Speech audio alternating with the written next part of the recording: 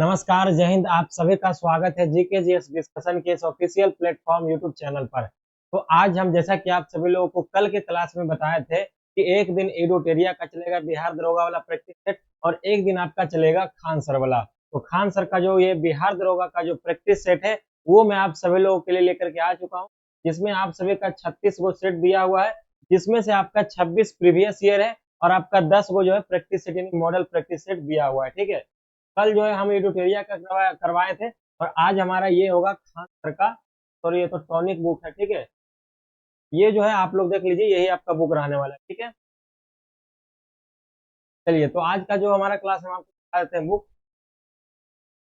तो देख सकते हैं आप सभी लोग, यही जो है बुक हमारा ये खान सर का आया है बिहार दरोगा वाला, जिसमें 36 प्रैक्टिस सेट किया हुआ है। तो इसको हम लोग एक एक जो है करके खत्म करेंगे। आज जो हमारा पहला क्लास है इसका जो है पहला प्रैक्टिस सेट होने वाला है। ठीक है, तो चलिए बिना लेट किए हुए क्लास को हम स्टार्ट करते हैं। और हाँ, इसका जो पीडीएफ भी आपको मिल जाएगा, वीडियो जैसे ही खत्म होगा तो आपको पीडीएफ भी वहां पर मिल जाएगा। ठीक है, चलिए तो यहाँ पर आप लोग देख सकते हैं, ये जो है 100 प्रश्न यहाँ पर आपको दिया जाएगा। इसमें थोड़ा सा पहले मैं इसका इंडेक्स आपको दिखा देता हूँ, कंटेंट इसमें क्या क्या दिया हुआ है, कि आप लोग को वहां से समझ है कि जो है कौन कौन सा प्रीवियस ईयर दिया हुआ है। ठीक है, ये देखिए इसका फ्रंट एंड है बुक का, यहाँ पर आप लोग देख सकते हैं।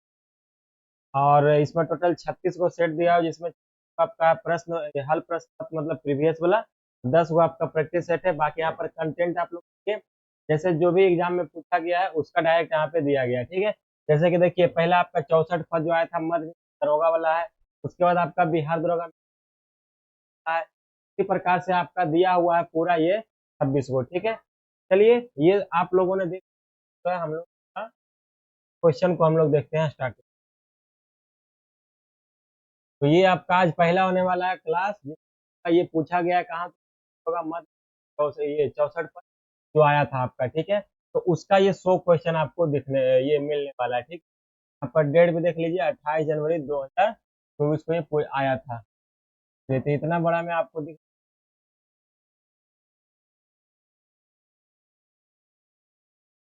चलिए तो पहला क्वेश्चन आप सभी लोगों के सामने कुछ प्रकार से है कि निम्नलिखित में ट्रांस साइबेरियन रेल मार्ग की लंबाई कितनी है। ट्रांस साइबेरियन रेल मार्ग की लंबाई के बारे में आपसे पूछा है कि इसका लंबाई आखिर कितना है। 7690 किलोमीटर, 9280 किलोमीटर यानी 9289, 10,322 किलोमीटर और 9850 किलोमीटर। तो ये जो साइबेरियन रेल मार्ग जो है, इसका अगर लंबाई की बात करें तो ये है आप 9289 किलोमीटर इसका लंबाई है। अब देखिए इसके बारे में कुछ और व्याख्या करके एक्स्ट्रा नॉलेज इसके बारे में आप लोग गेन कीजिए। ठीक है, यहाँ पे क्या है, ट्रांस साइबेरियन रेल मार्ग जो है ये कहाँ है, तो रूस में है। ठीक है, तो ये जो है दुनिया का सबसे लंबा रेल मार्ग, जिसकी लंबाई जो है 9289 किलोमीटर है। ठीक है, तो आपसे ये भी क्वेश्चन पूछ सकता है कि दुनिया का जो है कौन सा ऐसा सबसे जो है लंबा रेल मार्ग है जिसका लंबाई ये जो है आपका इसका लंबाई इतना किलोमीटर है, तो उसका नाम आपको बताना है साइबेरियन।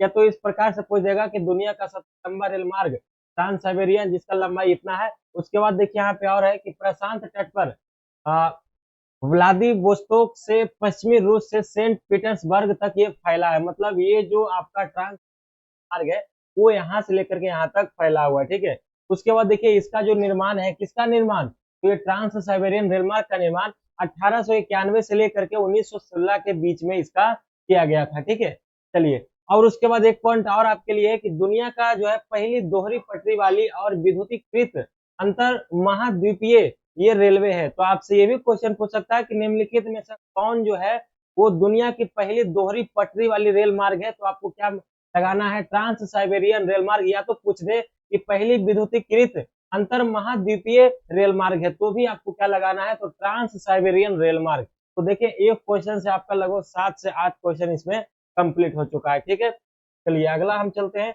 और इसका जो है क्लास जैसे ही खत्म हो जाएगा तो हम आपको पीडीएफ भी दे देंगे। ठीक है, चलिए दूसरा प्रश्न की ओर चलते हैं। दूसरा प्रश्न आप सभी के सामने है कि संयुक्त इटली का राजा 1861 ईस्वी में किसे घोषित किया गया था। पूरे इटली का राजा, ठीक है, क्या पूछ रहा है, संयुक्त इटली का मतलब पूरे इटली का जो राजा 1861 ईस्वी में किसे जो है यहाँ पर घोषित किया गया था, कौन जो है राजा बना था। विक्टर इमैनुअल द्वितीय, मेजनी, या तो फिर आपका गैरीबॉल्डी, उसके बाद आपका सी में है आपका काउंट काबूर। तो इसका उत्तर की बात करते हैं तो ये जो आपका विक्टर इमैनुअल द्वितीय कौन है, तो विक्टर इमैनुअल द्वितीय को जो है संयुक्त इटली का जो है राजा बनाया गया तब 1861 ईस्वी में, ठीक है। अब इसके बारे में कुछ इंपॉर्टेंट जानकारी है, जैसे कि 19वीं सदी के मध्य में इटली कई राज्यों में जो है विभाजित था, तो उसी समय जो है ये सब चल रहा था ना, तो उस समय ही इनको बनाया गया था। तो 19वीं सदी में जो है ना, वो मध्य में, मतलब 19वीं सदी के मध्य में, बीच में इटली जो है अलग अलग जो है राज्यों में विभाजित था, अलग अलग जो है कई भागों में। उसके बाद है इमैनुअल द्वितीय ने इटली को एकजुट करने का प्रयास किया, तो उन्हें 1854 ईस्वी में गिउसेप गैरीबाल्डी से समर्थन जो है मिल गया, प्राप्त हो गया। जैसे कि ये जो इमैनुअल द्वितीय है, जैसे अलग अलग जो है भाग में बटा हुआ था इटली, अलग अलग राज्य में, तो उसको जो है एकजुट करने के लिए आया, कौन आया, तो इमैनुअल द्वितीय ने। और जब ये आया था, इसको समर्थन मिल गया 1854 ईस्वी में, किसके साथ समर्थन मिल गया, तो गिउसेप गैरीबाल्डी के साथ जो है इसका समर्थन मिल गया। और उसके बाद 1861 में जब इसको समर्थन मिला 54 में, तो 1861 में इसे जो है विक्टर इमैनुअल द्वितीय को पूरे जो है इटली का जो है यहाँ पे इसको राजा घोषित कर दिया गया। तो हालांकि यहाँ पे ये कर भी देना चाहिए था, क्योंकि ये पहले सपोर्ट किया, तो इसे जो है पब्लिक लोग भी सपोर्ट करके इसे राजा बना दिया, ठीक है। चलिए, तो अगला हम लोग चलते हैं दूसरा क्वेश्चन की ओर, और काफी शानदार से जो इसमें दिया हुआ है। अगर आप एक क्वेश्चन कंप्लीट करते हैं तो आपका लगभग 5 से 6 क्वेश्चन, 10 क्वेश्चन आपका कंप्लीट हो जाता है यहाँ पर, ठीक है। जो भी बोलते हैं आप लोग ध्यान से सुनिएगा, और एक बार पूरा क्लास को कर लीजिएगा, फिर उसके बाद पीडीएफ को रीड कर लीजिएगा, तो आपका बहुत अच्छा जो है यहाँ पे मजबूत ये हो जाएगा बिहार दरोगा के पर्पज से, ठीक है। अगला क्वेश्चन है तीसरा नंबर, कि सतलज नदी में मिला दुर्लभ, ठीक है, टेंटिलियम निम्नलिखित में से क्या है। तो बताइएगा आप सभी लोग, क्या है, मछली है, या तो फिर है, या तो फिर धातु है, या तो फिर आपका सवाल है। तो ये क्या है, तो ये धातु है। क्या है, तो ये आपका धातु है, ठीक है। उसके बाद और भी दिया हुआ व्याख्या में कि आईआईटी रोपड़, आईआईटी जो आपका रोपड़ है, उसने खोजा कि पंजाब में सतलज नदी की रेत में जो है टेंटलम परमाणु क्रमांक 73 की उपस्थिति मिली, जो एक रेयर मेटल है, ठीक है। क्या है, तो एक रेयर मेटल है। किसने खोजा है, तो आईआईटी रोपड़ ने खोजा है। कहाँ खोजा है, तो पंजाब में सतलज नदी के रेत में खोजा है। क्या खोजा है, तो टैंटलम खोजा है, ठीक है, जो कि परमाणु क्रमांक 73 की उपस्थिति को जो है ये मिला है, ठीक है। उसके बाद है इसका इस्तेमाल जो है, इसका इस्तेमाल, तो टैंटलम का इस्तेमाल जो है इलेक्ट्रॉनिक उपकरणों को बनाने में होता है, ठीक है। इसके गुण सोने चांदी से मिलते हैं, ठीक है। इसके जो गुण है, मतलब इसके जो जैसे सब चीज में एक गुण होता है, तो इसके जो गुण है, किसके गुण, तो टैंटलम के गुण जो है वो सोने चांदी से मिलता है, ठीक है। अगला है कि टैंटलम की खोज जो है स्वीडन के रासायनिक वैज्ञानिक एडवर्स गुस्ताफ एकेनबर्ग ने 1802 ईस्वी में जो है एटरबी स्वीडन से प्राप्त खनिजों से किया था। ये जो टैंटलम है, इसका खोज किसने किया था, तो ये किया था एडवर्स गुस्ताफ एकेनबर्ग। कब किया था, तो 1802 ईस्वी में। कहा किया था, तो एटरबी स्वीडन में ये खोजा था इसको, किसको, तो ये टैंटलम को, ठीक है। चलिए अगला प्रश्न की ओर चलते हैं। तो काफी शानदार जो यहाँ पे ये डिस्कशन किया गया है इस बुक में, ठीक है। अगला प्रश्न है चौथा नंबर आपके सामने, कि कृषि अर्थव्यवस्था के किस क्षेत्र के अंतर्गत आती है। कृषि अर्थव्यवस्था जो आपका, वो किस क्षेत्र के अंतर्गत आती है, प्रथम या तो फिर द्वितीय या तो फिर तृतीय। और देखिए, ये जो है बिहार पे क्वेश्चन आया हुआ है कि किस क्षेत्र के अंतर्गत आता है कृषि, ठीक है। तो आप लोग देखिएगा, ये तृतीय क्षेत्र है, प्राथमिक क्षेत्र है आपका, जो है विनिर्माण क्षेत्र आपका द्वितीय क्षेत्र है। तो ये जो कृषि अर्थव्यवस्था जो है, ये आता है आपका प्राथमिक क्षेत्र में। किस में आता है, तो आपका प्राथमिक क्षेत्र में आता है। व्याख्या में क्या दिया हुआ है, स्पेशल नॉलेज, कृषि यानी अर्थव्यवस्था के प्राथमिक क्षेत्र के अंतर्गत जो है आती है। प्राथमिक क्षेत्र अर्थव्यवस्था का वह क्षेत्र है जो प्राकृतिक संसाधनों का जो है सीधा उपयोग करता है। इसमें कृषि, वानिकी, मछली पकड़ना आदि आता है। तो इस प्रकार से भी अगर आपसे पूछ दे कि मछली पकड़ना जो किस क्षेत्र में आता है, तो आपको प्रथम ही मारना है। कृषि किस में आता है, तो आपका प्रथम में ही आता है, ठीक है। अगला चलते हैं प्रश्न की ओर। प्रश्न नंबर आपका 5, यहाँ पर आप लोग देखिएगा, लॉन्ग वॉक टू फ्रीडम किसके द्वारा जो है लिखी गई आत्मकथा है। लॉन्ग वॉक टू फ्रीडम किसके द्वारा लिखी गई आत्मकथा कृति है। तो पहला ऑप्शन है जवाहरलाल नेहरू, नेल्सन मंडेला, उसके बाद आपका महात्मा गांधी, और आपका सलमान रुश्दी। तो ये जो लिखा गया है, क्या लिखा गया है, तो लॉन्ग वॉक टू फ्रीडम, ये लिखा गया है नेल्सन मंडेला के द्वारा। किसके द्वारा, तो नेल्सन मंडेला जो है क्या लिखे हैं, तो लॉन्ग वॉक टू फ्रीडम। ठीक है, अब यहाँ पे क्या बोल रहा है कि लॉन्ग वॉक टू फ्रीडम दक्षिण अफ्रीका के पूर्व राष्ट्रपति नेल्सन मंडेला द्वारा लिखा गया है। ये जो नेल्सन मंडेला है ये कहाँ के है, तो ये दक्षिण अफ्रीका के पूर्व राष्ट्रपति थे। ठीक है, और उन्होंने ही जो है ये आत्मकथा कृति को लिखा है। इसको तो यहाँ पे है जो लॉन्ग वॉक टू फ्रीडम। ठीक है, पहली बार 1994 ईस्वी में प्रकाशित हुई थी जब इन्होंने लिखा, तो पहली बार जो है 1994 ईस्वी में इन्होंने इसको जो ये जो आत्मकथा कृति है इनको इन्होंने पब्लिश किया। ठीक है, सभी के लिए। चलते हैं अगला प्रश्न की ओर। अगला प्रश्न आप सभी के सामने 6 नंबर है, यहाँ पर आप लोग देख सकते हैं। मानव विकास सूचकांक में किसको शामिल नहीं किया जाता है, मानव विकास सूचकांक में किसको शामिल नहीं किया जाता है। आप सभी के सामने ऑप्शन है जीवन प्रत्याशा, साक्षरता दर, लिंगानुपात, आय। तो आय को तो करवे करता है, लिंगानुपात को भी करता है और साक्षरता दर को भी करता है, लेकिन ये जो आपके सामने है जीवन प्रत्याशा, इसको शामिल नहीं किया जाता है। किसमें, तो मानव विकास सूचकांक में ये किसको, तो जीवन प्रत्याशा को शामिल नहीं किया जाता है। ठीक है, लिंगानुपात जो है मानव विकास सूचकांक यानी एचडीआई का जो है मापक नहीं है। ठीक है, एचडीआई जीवन प्रत्याशा, शिक्षा प्रति व्यक्ति आय संकेतक एक जो है समग्र आंकड़ा है। एचडीआई का विकास पाकिस्तानी अर्थशास्त्री महबूब उल हक द्वारा जो है किया गया था। एचडीआई का विकास यानी कि क्या है, एचडीआई का यहाँ पे मानव विकास सूचकांक का जो है विकास पाकिस्तानी अर्थशास्त्री महबूब उल हक द्वारा जो है किया गया था। तो ये भी आप लोग याद रखिएगा, एचडीआई का विकास जो किसके द्वारा किया गया था, तो महबूब उल हक द्वारा, जो कि कहाँ के थे, तो पाकिस्तान के थे। ठीक है, जो कि क्या थे, तो अर्थशास्त्री थे। चलिए अगला प्रश्न की ओर चलते हैं। क्वेश्चन नंबर 7 की ओर हम लोग चलते हैं। तो बताइएगा आप सभी लोग सेशन कैसा लग रहा है। और यहाँ पर एक पॉइंट और दिया हुआ है एचडीआई के बारे में, मानव विकास सूचकांक के बारे में। भारत ने जो है 2022 में 0.644 एचडीआई प्राप्त किया है, यानी कि 193 देशों में से 134वें स्थान पे हमारा भारत है। किसमें, तो एचडीआई में। ठीक है, चलिए अगला प्रश्न की ओर चलते हैं।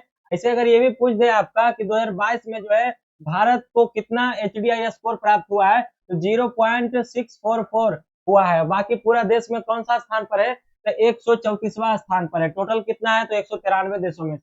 चलिए अगला देखते हैं। अगला है कि भारत के किस राज्य में लेमरू हाथी रिजर्व स्थित है। लेमरू हाथी रिजर्व स्थित कहाँ है, कौन सा राज्य में बताइएगा। छत्तीसगढ़ में है कि बिहार में है कि मध्य प्रदेश में है कि आपका पश्चिम बंगाल में है, तो ये आपका छत्तीसगढ़ में। क्या है, छत्तीसगढ़ में। तो लेमरू हाथी रिजर्व कहाँ है, तो छत्तीसगढ़ में है। ठीक है, बात करें अगला, लेमरू हाथी रिजर्व छत्तीसगढ़ के कोरबा जिले में। अगर आपसे जिला पूछ देगा तो छत्तीसगढ़ के कोरबा जिले में है। ठीक है, क्या है, कोरबा जिले में। तो लेमरू हाथी रिजर्व आपका है कहाँ, तो छत्तीसगढ़ के कोरबा जिले में। उसके बाद है कि उद्देश्य दिया हुआ है हाथियों को अस्थायी निवास स्थान देना। इसे छत्तीसगढ़ सरकार द्वारा 2005 ईस्वी में मंजूरी दी गई थी। ये जो आपका कोरबा जिला में जो बना हुआ लेमरू हाथी, इसे जब 2005 ईस्वी में इसे जो मंजूरी दिया गया था कि उसमें हाथी को जो है अस्थायी से रखना है। ठीक है, और 2007 में इसे केंद्रीय मंजूरी भी मिल गई। पहले तो राज्य सरकार अपना खुद बनाया, उसके बाद इसे जो है केंद्र सरकार के द्वारा भी इसे जो मंजूरी दे दिया गया। ठीक है, चलिए उसके बाद यहाँ पे और दिया है कि 2007 में केंद्र सरकार 450 वर्ग किलोमीटर वन्य क्षेत्र में जो है लेमरू हाथी रिजर्व के निर्माण की अनुमति दी, तथा वर्ष 2019 में राज्य सरकार ने इस क्षेत्र को 1995 वर्ग किलोमीटर तक विस्तार कर दिया और उसके बाद इसका जो फैसला किया गया। ठीक है, तो मतलब कि पहले जो है राज्य सरकार जो है ये आपका जो केंद्र सरकार है 450 वर्ग किलोमीटर मदद भी किया गया जमीन को लेकर के, उसके बाद जो है राज्य सरकार ने इसे और जो है विस्तार कर दिया। ठीक है, चलिए तो अगला प्रश्न की ओर चलते हैं। तो अगर आपसे ये पूछे कि आपका जो है ये लेमरू हाथी जो आपका रिजर्व कहाँ है, तो आपका छत्तीसगढ़ के कोरबा जिले में। कहाँ है, छत्तीसगढ़ के कोरबा जिले में, और ये एक हाथी यहाँ पे रखा जाता है। ठीक है, चलिए अगला प्रश्न की ओर चलते हैं। अगला 8 नंबर प्रश्न आप सभी के सामने देख सकते हैं। निम्नलिखित में से मौलिक अधिकार का हनन है। देखिए अगर आपके कोई मौलिक अधिकार को हनन करता है तो वही पे यहाँ पे पूछ रहा क्वेश्चन कि निम्नलिखित में से मौलिक अधिकार का हनन है। सामूहिक आंदोलन करना, रात्रि में 10 बजे के बाद शराब ना पीने देना, पुस्तक छापने पर प्रतिबंध, या तो न्यूनतम मजदूरी ना देना। तो देखिए इसका जो उत्तर है ये हो जाएगा आपका न्यूनतम मजदूरी ना देना। तो ये तो कुछ जो मतलब कि मैच ही नहीं खा रहा है, लेकिन हाँ ये सब जो है आपको मैच कर रहा है, ठीक है। उसके बाद व्याख्या में देखिएगा तो न्यूनतम मजदूरी ना देना मौलिक अधिकारों के हनन के अंतर्गत आता है, ठीक है। प्रश्न में दिए गए रिक्त स्थान में जो है कौन सा, अच्छा ये अगला प्रश्न है 9 नंबर को देख। 9 नंबर प्रश्न है कि प्रश्न में दिए गए रिक्त स्थान में कौन सा यहाँ पे प्रीपोजिशन आएगा। देखिए यहाँ पर इंग्लिश वाला आपसे क्वेश्चन पूछा है, तो इसका देख लीजिए देन है, या तो फिर टू है, विथ है, या तो फिर ऑफ है। तो अगर आप प्रीपोजिशन अगर आप पढ़े होंगे तो आपको पता चल रहा होगा कि यहाँ पर क्या आएगा। तो इसका आंसर हो जाएगा ऑफ, ठीक है। यानी कि he is jealous of her success, ठीक है। यहाँ पर आंसर इसका हो जाएगा। अगला चलते हैं, इसमें व्याख्या तो कुछ देना ही नहीं है, इसमें तो वही चीज बताया गया है।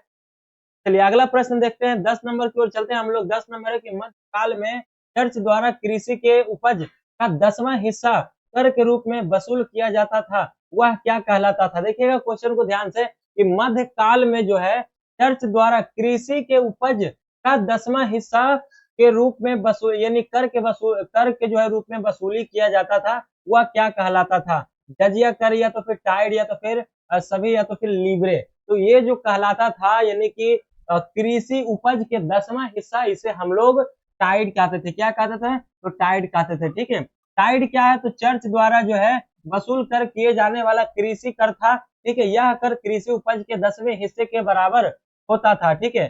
चलिए अगला प्रश्न की ओर चलते हैं। भारतीय बैडमिंटन खिलाड़ी सात्विक साईराज रंकी रेड्डी ने खाली स्थान की रफ्तार से सबसे तेज बैडमिंटन हिट करने का गिनीज वर्ल्ड रिकॉर्ड बनाया है। कितना किलोमीटर पर घंटा के रफ्तार से ये जो है बैडमिंटन हिट करने का गिनीज वर्ल्ड ऑफ रिकॉर्ड बनाया है। तो आपको बताना है 665 किलोमीटर पर घंटा, 465 पर किलोमीटर पर घंटा, 565 किलोमीटर पर घंटा, 365। तो ये 565 किलोमीटर पर घंटा की रफ्तार से जो है सबसे तेज बैडमिंटन हिट करने का गिनीज वर्ल्ड रिकॉर्ड इन्होंने अपना बनाया है, ठीक है। चलिए अगला प्रश्न की ओर चलते हैं। यहाँ पे देखिए व्याख्या थोड़ा सा देख लेते हैं। सात्विक साईराज रंकी रेड्डी ने सबसे तेज बैडमिंटन हिट करने का गिनीज वर्ल्ड रिकॉर्ड बनाया है। तो आपसे ये भी क्वेश्चन पूछ सकता है, अगर किलोमीटर आपसे नहीं पूछे तो सिर्फ नाम भी पूछ सकता है, ठीक है। तो आप लोग याद रखिएगा इनका नाम क्या है, सात्विक साईराज रंकी रेड्डी। कितना के स्पीड से बनाया है? तो 565 किलोमीटर पर घंटा के स्पीड से, ठीक है। इस भारतीय खिलाड़ी ने 565 किलोमीटर प्रति घंटा के रफ्तार के साथ में वर्ल्ड रिकॉर्ड बनाया है, ठीक है। 2013 में बनाए मलेशिया के टेन बून हियोंग के 493 किलोमीटर प्रति घंटा के एक दशक के रिकॉर्ड को तोड़ दिया। इसके पहले वाला जो रिकॉर्ड बना हुआ था वो 493 किलोमीटर पर घंटा था, लेकिन हमारे भारतीय शेर ने इसे तोड़ करके कितना कर दिया? तो 565 किलोमीटर प्रति घंटा के रफ्तार से इन्होंने हिट कर दिया है, ठीक है। चलिए अगला प्रश्न की ओर चलते हैं। अगला प्रश्न 12 नंबर है कि हंगुल किसे कहा जाता है। हंगुल किसे कहा जाता है? हाथी, या तो बरहिंस बारहसिंघा, उसके बाद आपका है कश्मीरी हिरन, उसके बाद आपका है गौंडा, ठीक है।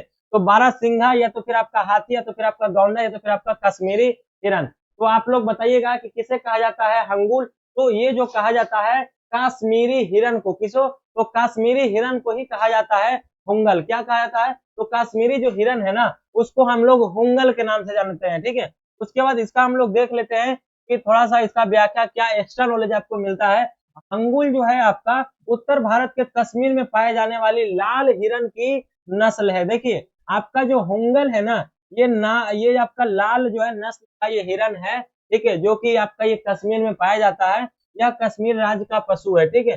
कश्मीर राज्य का ये पशु भी है, याद रखिएगा। लाल नस्ल का जो हिरन है जिसे हम लोग हुंगल कहते हैं, ये कश्मीर में पाया जाता है और कश्मीर का ये राज्य पशु भी है। वैज्ञानिक नाम क्या है इसका? तो सर्वस एलाफस। क्या है वैज्ञानिक नाम? सर्वस एलाफस। तो आपसे अगर पूछ देगा क्वेश्चन कोई भी एग्जाम में कि कश्मीर का जो है राज्य पशु क्या है, राजकीय पशु, तो आपका क्या हो जाएगा? मारिएगा हिरन मारिएगा, ठीक है। चलिए अगला प्रश्न यहाँ पर देखते हैं। हाँ थोड़ा सा और इसमें, हंगुल प्रोजेक्ट 1970 ईस्वी में कश्मीर सरकार द्वारा जो है डब्ल्यू की मदद से जो शुरू किया था, WWF की मदद से यहाँ पर शुरू किया गया था। क्या कौन सा प्रोजेक्ट? तो हंगुल प्रोजेक्ट 1970 में शुरू किया गया था। ठीक है, चलिए अगला प्रश्न की ओर चलते हैं। अगला प्रश्न है कि जी आकाश का संबंध निम्नलिखित में से किससे है? जी आकाश का संबंध निम्नलिखित में से किससे है? आप लोग बताइएगा। पहला है फुटबॉल, शतरंज है, उसके बाद क्रिकेट, फिर उसके बाद आपका ये बास्केटबॉल है। तो जी आकाश का अगर हम लोग बात करें तो शतरंज से जो है इनका ये संबंध है। ठीक है, चलिए अगला प्रश्न की ओर चलते हैं। तो थोड़ा सा व्याख्या हम लोग देख लेते हैं जो कि आपके नेक्स्ट वाले पेज पर आएगा। ठीक है, जी आकाश का संबंध शतरंज से है, जिनका जन्म जो है चेन्नई में हुआ था। कहाँ हुआ था? तो इनका जन्म जो है चेन्नई में हुआ था। तमिलनाडु के जी आकाश जुलाई 2020 में 66वें शतरंज ग्रैंड मास्टर बने हैं, जिसकी पुष्टि FID की दूसरी काउंसिल मीटिंग में की गई। 2013 में दक्षिण अफ्रीका में आयोजित कॉमनवेल्थ जूनियर वर्ग के में जो है स्वर्ण पदक भी इन्होंने जो है जीता है। ठीक है, चलिए अगला प्रश्न को चलते हैं। 14 नंबर, विद्युत धारा का SI मात्रक क्या होता है? विद्युत धारा का SI मात्रक क्या होता है? जूल होता है, एम्पियर होता है, वोल्ट होता है, तो फिर किलोवाट होता है। तो इसका अगर उत्तर की बात करें तो विद्युत धारा का SI मात्रक एम्पियर होता है। और ये सारा जो क्वेश्चन है ना, ये पूछा ही गया क्वेश्चन है। मैं आपको बता देता हूँ, ये बिहार दरोगा जो मध्य निषेध आया था 64 पद 2022 में, शायद ऊपर में आपको दिखाया था ना, इस पेज में लिखा हुआ था। आपका 2024 में इसका एग्जाम हुआ था। ठीक है, तो उसी का ये पूरा पेपर है। ठीक है ना, चलिए इसका व्याख्या देख लेते हैं। तो विद्युत धारा का जो फॉर्मूला होता है वो आवेश यानी Q बराबर Q बटा T होता है, यानी समय, आवेश बटा समय जो होता है वो कूलम बटा सेकेंड बराबर होता है। ठीक है, चलिए अगला प्रश्न की ओर चलते हैं। अगला प्रश्न इसमें एक और जो है दिया हुआ है, यहाँ पर देख लीजिए व्याख्या में, विद्युत धारा का SI मात्रक जो कूलम बटा सेकेंड बराबर एम्पियर होता है। तो ये चीज तो वहां पे बताया गया था। चलिए अगला प्रश्न की ओर देखते हैं। बमाको किस राष्ट्र की राजधानी का नाम है? बमाको किस राष्ट्र की राजधानी का नाम है? जैसे कि कोई एक देश है, उसका का जो राजधानी है वो बमाको है, तो पूछ रहा है कि कौन सा देश का नाम, कौन सा देश का जो राजधानी बमाको है? जापान है, माली है, अंगोला है, या तो फिर जर्मनी है। ये हो जाएगा आपका माली। क्या हो जाएगा? तो माली जो आपका राष्ट्र है, जो देश आपका है, तो उसका जो राजधानी कहाँ है? तो बमाको है। ठीक है, उसके बाद यहाँ पर है अफ्रीका महाद्वीप के उत्तरी पश्चिमी भाग में स्थित माली शहर की राजधानी। ठीक है, बमाको है। यह जो है उन 16 देशों में से एक है जिनसे कर्क रेखा होकर के गुजरती है। तो याद रखिएगा कि जो आपका बमाको है वहां से आपका जो है ये कर्क रेखा भी गुजरती है। ठीक है, 16 देशों में से। ठीक है, जिसमें से आपका एक बमाको भी शामिल है। ठीक है, चलिए अगला प्रश्न की ओर चलते हैं। अगला प्रश्न आप सभी के सामने है 16 नंबर। स्क्रीन पर आप लोग देख सकते हैं, शिलालेख के अध्ययन को क्या कहा जाता है? देखिए, बहुत पहले हम आपको ये क्वेश्चन बताए थे, जब आपका खान सर वाला जो टॉनिक बुक हम आप लोगों को करवा रहे थे, तो वहां पर हम बताए थे कि शिलालेख के जो अध्ययन है उसे क्या, जो मतलब शिलालेख का अध्ययन करते हैं उसको हम क्या कहते हैं? एपिग्राफी, या तो फिर एपीकल्चर, या तो फिर एगेस्ट्रोलॉजी, या तो फिर आपका पूरा तत्व। तो आपको हम बताए थे ना कि एपिग्राफी कहा जाता है शिलालेख। अगर आप अध्ययन करते हैं तो आपको एपिग्राफी बोला जाएगा। ठीक है, व्याख्या क्या है? शिलालेख के अध्ययन करने वालों को जो है एपिग्राफी के रूप में जाना जाता है। शिलालेख जो है चट्टानों, स्तंभों, पत्थरों, स्लैब और उसके बाद तांबे की प्लेटों, इमारतों और मंदिरों में जो है देखे जाते हैं। तो वो सब जो आप देखते हैं जो लगा हुआ होता है पत्थर वाला, उसमें कुछ लिखा हुआ होता है, तो उसे शिलालेख ही बोला जाता है। ठीक है, और अगर आप उसे पढ़ते हैं, उसका अगर आप अध्यायकार हैं, तो आपको जो है क्या बोला जाएगा? तो एपिग्राफी बोला जाएगा। अगला है कि देखिए यहाँ पे इसी में कि जैसे में अशोक के अभिलेख, समुद्रगुप्त का इलाहाबाद स्तंभ अभिलेख, एहोल अभिलेख, तो इसने जो अभिलेख लिखा था अशोक ने, जो समुद्रगुप्त ने अभिलेख लिखा था, तो वो जो अभिलेख है तो उसी को पढ़ने वाले को हम लोग एपिग्राफिक बोलते हैं। ठीक है, चलिए उम्मीद है कि एक क्लियर हो गया होगा आपका शिलालेख, स्तंभ लेख को लेकर के। अगला प्रश्न है 17 नंबर की, उपभोक्ता संरक्षण के नियम पारित किया गया था कब? उपभोक्ता संरक्षण अधिनियम कब पारित किया गया था? 1996 में, 1966 में, 1986 में। तो ये किया गया था आपका 1986 में। कब किया गया था? 1986 में किया गया था। इसका व्याख्या क्या है? तो उपभोक्ताओं के हितों को बेहतर सुरक्षा प्रदान करने के लिए ये जो है लाया गया था। ठीक है, इसके लिए जो है उपभोक्ता संरक्षण विधेयक 1986 को पारित किया गया था। 24 दिसंबर 1986 को अधिनियम, इस अधिनियम को जो है उपभोक्ता संरक्षण अधिनियम 2019 द्वारा प्रतिस्थापित किया गया, जो 24 जुलाई 2020 को लागू हुआ। तो याद रखिएगा कि उपभोक्ता संरक्षण अधिनियम कब लागू हुआ? तो 24 जुलाई 2020 को लागू हुआ। और किस अधिनियम के तहत हुआ, तो आपका ये 1986 अधिनियम के तहत में हुआ था, ठीक है। और किसके द्वारा प्रस्थापित किया गया, यानी जो वहां पे लगाया गया, तो 2019 अधिनियम के तहत, ठीक है। चलिए अगला प्रश्न की ओर चलते हैं। तो काफी ज्यादा जो बहुत अच्छा से दिया हुआ है इस बुक में, उम्मीद है कि आप लोग पढ़ेंगे तो एक क्वेश्चन, इसमें 100 क्वेश्चन दिया हुआ है तो आपका लगभग 500 क्वेश्चन जाएगा कवर।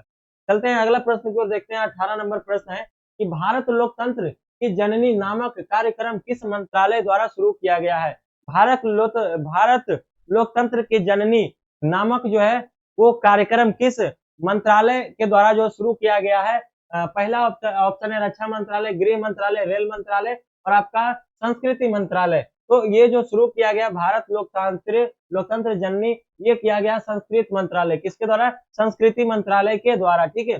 भारत सरकार के संस्कृति मंत्रालय ने 8 से 10 सितंबर 2023 के दौरान G20 शिखर सम्मेलन के लिए आईटीपीओ के फोर हरिया में जो है भारत लोकतंत्र की जननी विषय पर एक प्रदर्शनी का आयोजन किया था, ठीक है। यह प्रदर्शनी हमारे देश की लोकतांत्रिक परंपराओं को जो है प्रदर्शित करता था, ठीक है। तो इसका क्या काम था, ये क्यों आयोजन किया गया था, आप लोगों ने देख लिया, ठीक है। और ये किसके द्वारा किया गया था, तो संस्कृति मंत्रालय भारत के द्वारा, ठीक है। चलिए अगला प्रश्न की ओर चलते हैं।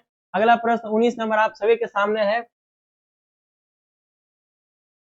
बैलाडीला एक प्रसिद्ध लौह अयस्क की खान है जो स्थित है। बैलाडीला जो है एक प्रसिद्ध लौह अयस्क की जो खान है, तो वो स्थित है कहाँ है, वही पूछ रहा है आपसे। छत्तीसगढ़ में है कि असम में, बिहार में है कि आपका उड़ीसा में। तो ये तो बिहार में हो नहीं सकता, आपका कहाँ है, तो छत्तीसगढ़ में। कहाँ है, तो आपका छत्तीसगढ़ में है, ठीक है। और छत्तीसगढ़ से हम आपको पीछे क्वेश्चन बताए थे, कोरबा जिला में क्या था, हाथी रखने के लिए आपको बताना है, ठीक है। चलिए इसका व्याख्या देखते हैं।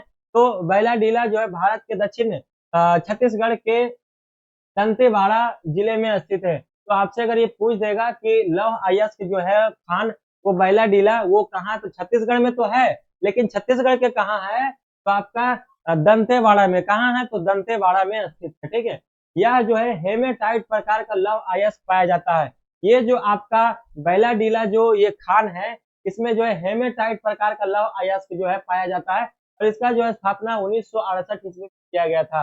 एनएमडीसी हर साल करीब 43 से 45 मिलियन टन जो है लौह अयस्क का जो उत्पादन जो है बैलाडीला से किया जाता है।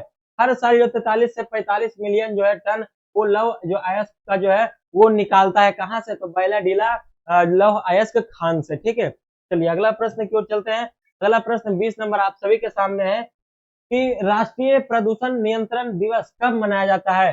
राष्ट्रीय प्रदूषण नियंत्रण दिवस कब मनाया जाता है, 5 सितंबर, 14 नवंबर, 5 जून, 2 दिसंबर। तो ये मनाया जाता है आपका 2 दिसंबर को। क्या है, तो राष्ट्रीय प्रदूषण नियंत्रण, मतलब हमारा जो देश में प्रदूषण है उस पर हमको जो नियंत्रण पाना, कम करना उसको जहां तक हो सके, तो वो कब मनाया जाता है, तो 2 दिसंबर को मनाया जाता है, ठीक है। इसका देखते हैं व्याख्या। राष्ट्रीय प्रदूषण नियंत्रण दिवस को 2 दिसंबर को इसलिए मनाया जाता है क्योंकि 2 से 3 दिसंबर 1984 को भोपाल गैस त्रासदी हुई थी। देखिए बहुत वेरी वेरी इंपॉर्टेंट क्वेश्चन आप सभी के सामने आ गया। एक और आपसे पूछेगा क्वेश्चन में कि भोपाल त्रासदी गैस कब घटित हुई थी, तो आपको क्या लगाना है, 2 से 3 दिसंबर 1984 को ये घटित हुए थे। क्या, भोपाल त्रासदी गैस, जो कि बहुत ज्यादा लोगों का इसमें जान चला गया था इसमें जो है, ठीक है। तो यही बोल रहा है कि 2 दिसंबर को हम लोग जो है राष्ट्रीय प्रदूषण नियंत्रण दिवस जो है हम लोग मनाएंगे, ठीक है। तो चलिए अगला प्रश्न की ओर चलते हैं। अगला प्रश्न आप सभी के सामने है कि अंतरराष्ट्रीय ग्रामीण महिला दिवस कब मनाया जाता है। अंतरराष्ट्रीय ग्रामीण महिला दिवस 10 अक्टूबर, 20 अक्टूबर, 15 अक्टूबर, ये आपका 30 अक्टूबर। तो ये जो आपका है 15 अक्टूबर को मनाया जाता है। क्या है, अंतरराष्ट्रीय ग्रामीण महिला दिवस। अंतरराष्ट्रीय ग्रामीण महिला दिवस कब मनाया जाता है, तो 15 अक्टूबर को मनाया जाता है, ठीक है। चलते हैं अब इसका व्याख्या हम लोग देख लेते हैं, एक्स्ट्रा नॉलेज क्या दिया हुआ है।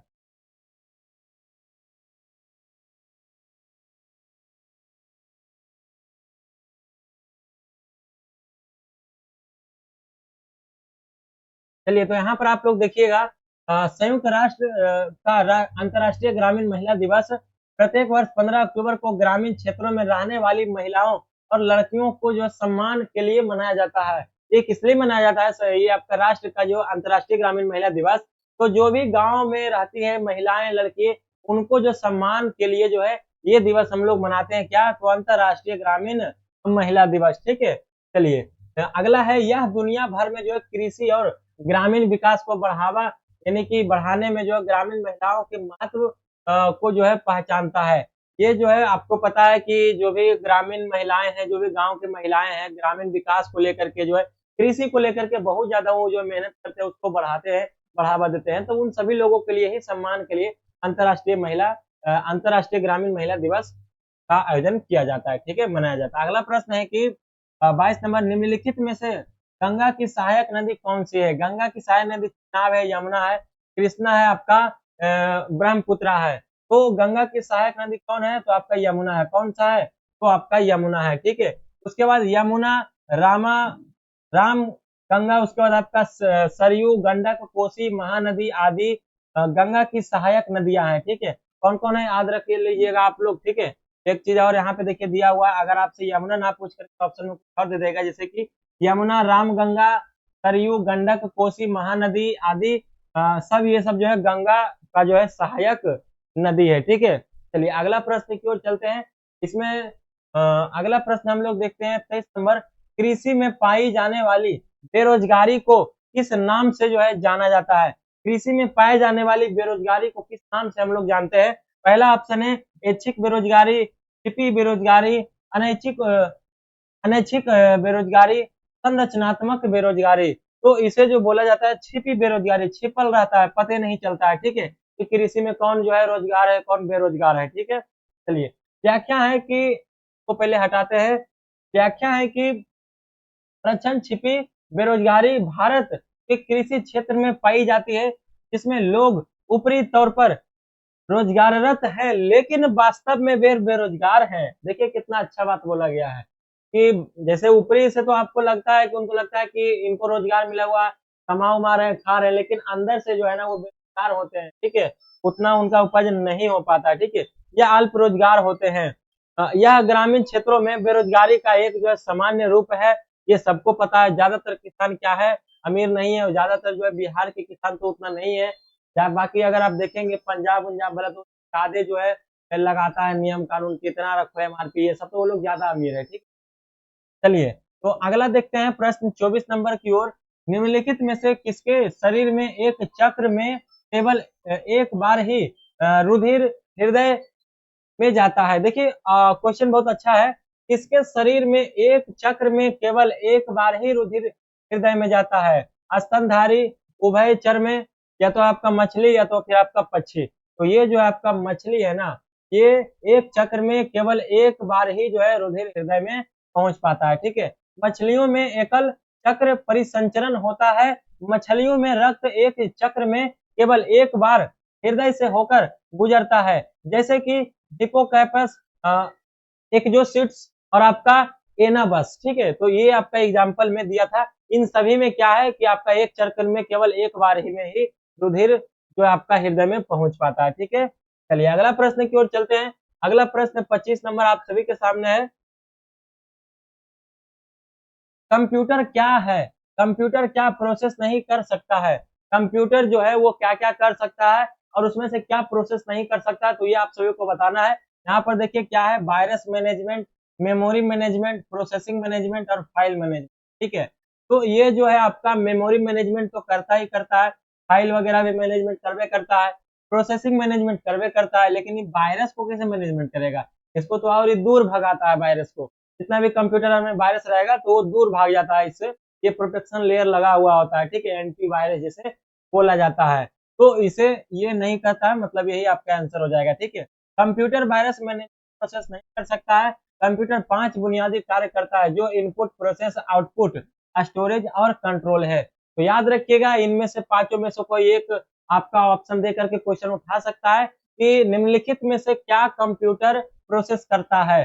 देखिए इनपुट दे देगा, प्रोसेस दे देगा, आपका आउटपुट दे देगा, स्टोरेज दे देगा और कंट्रोल दे देगा, और बाकी चार गो मतलब चार गो ऑप्शन देगा, जिसमें से एक गो आपका ये पांचों में देगा आंसर जो कि रहेगा, और तीन को दे देगा ऐसे ही जो उसका मन होगा। ठीक है, तो याद रखिएगा आप लोग। अगला प्रश्न है कि मानव नेत्र के गोले का व्यास कितना होता है? मानव नेत्र मतलब कि हम लोगों का जो आंख है उसका जो गोला है, मतलब आग तो गोल ही होता है ना, बाहर से भले आपको लगता है इस तरीके से, अंदर वो गोल होता है, ठीक है।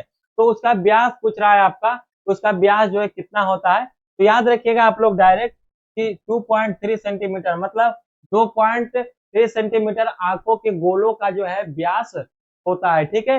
चलिए अगला प्रश्न की ओर चलते हैं, उससे पहले इसका जो है देख लेते हैं डिस्कशन। नेत्र गोलक आकार में लगभग गोलाकार होता है और इसका व्यास लगभग 2.3 सेंटीमीटर होता है, ठीक है।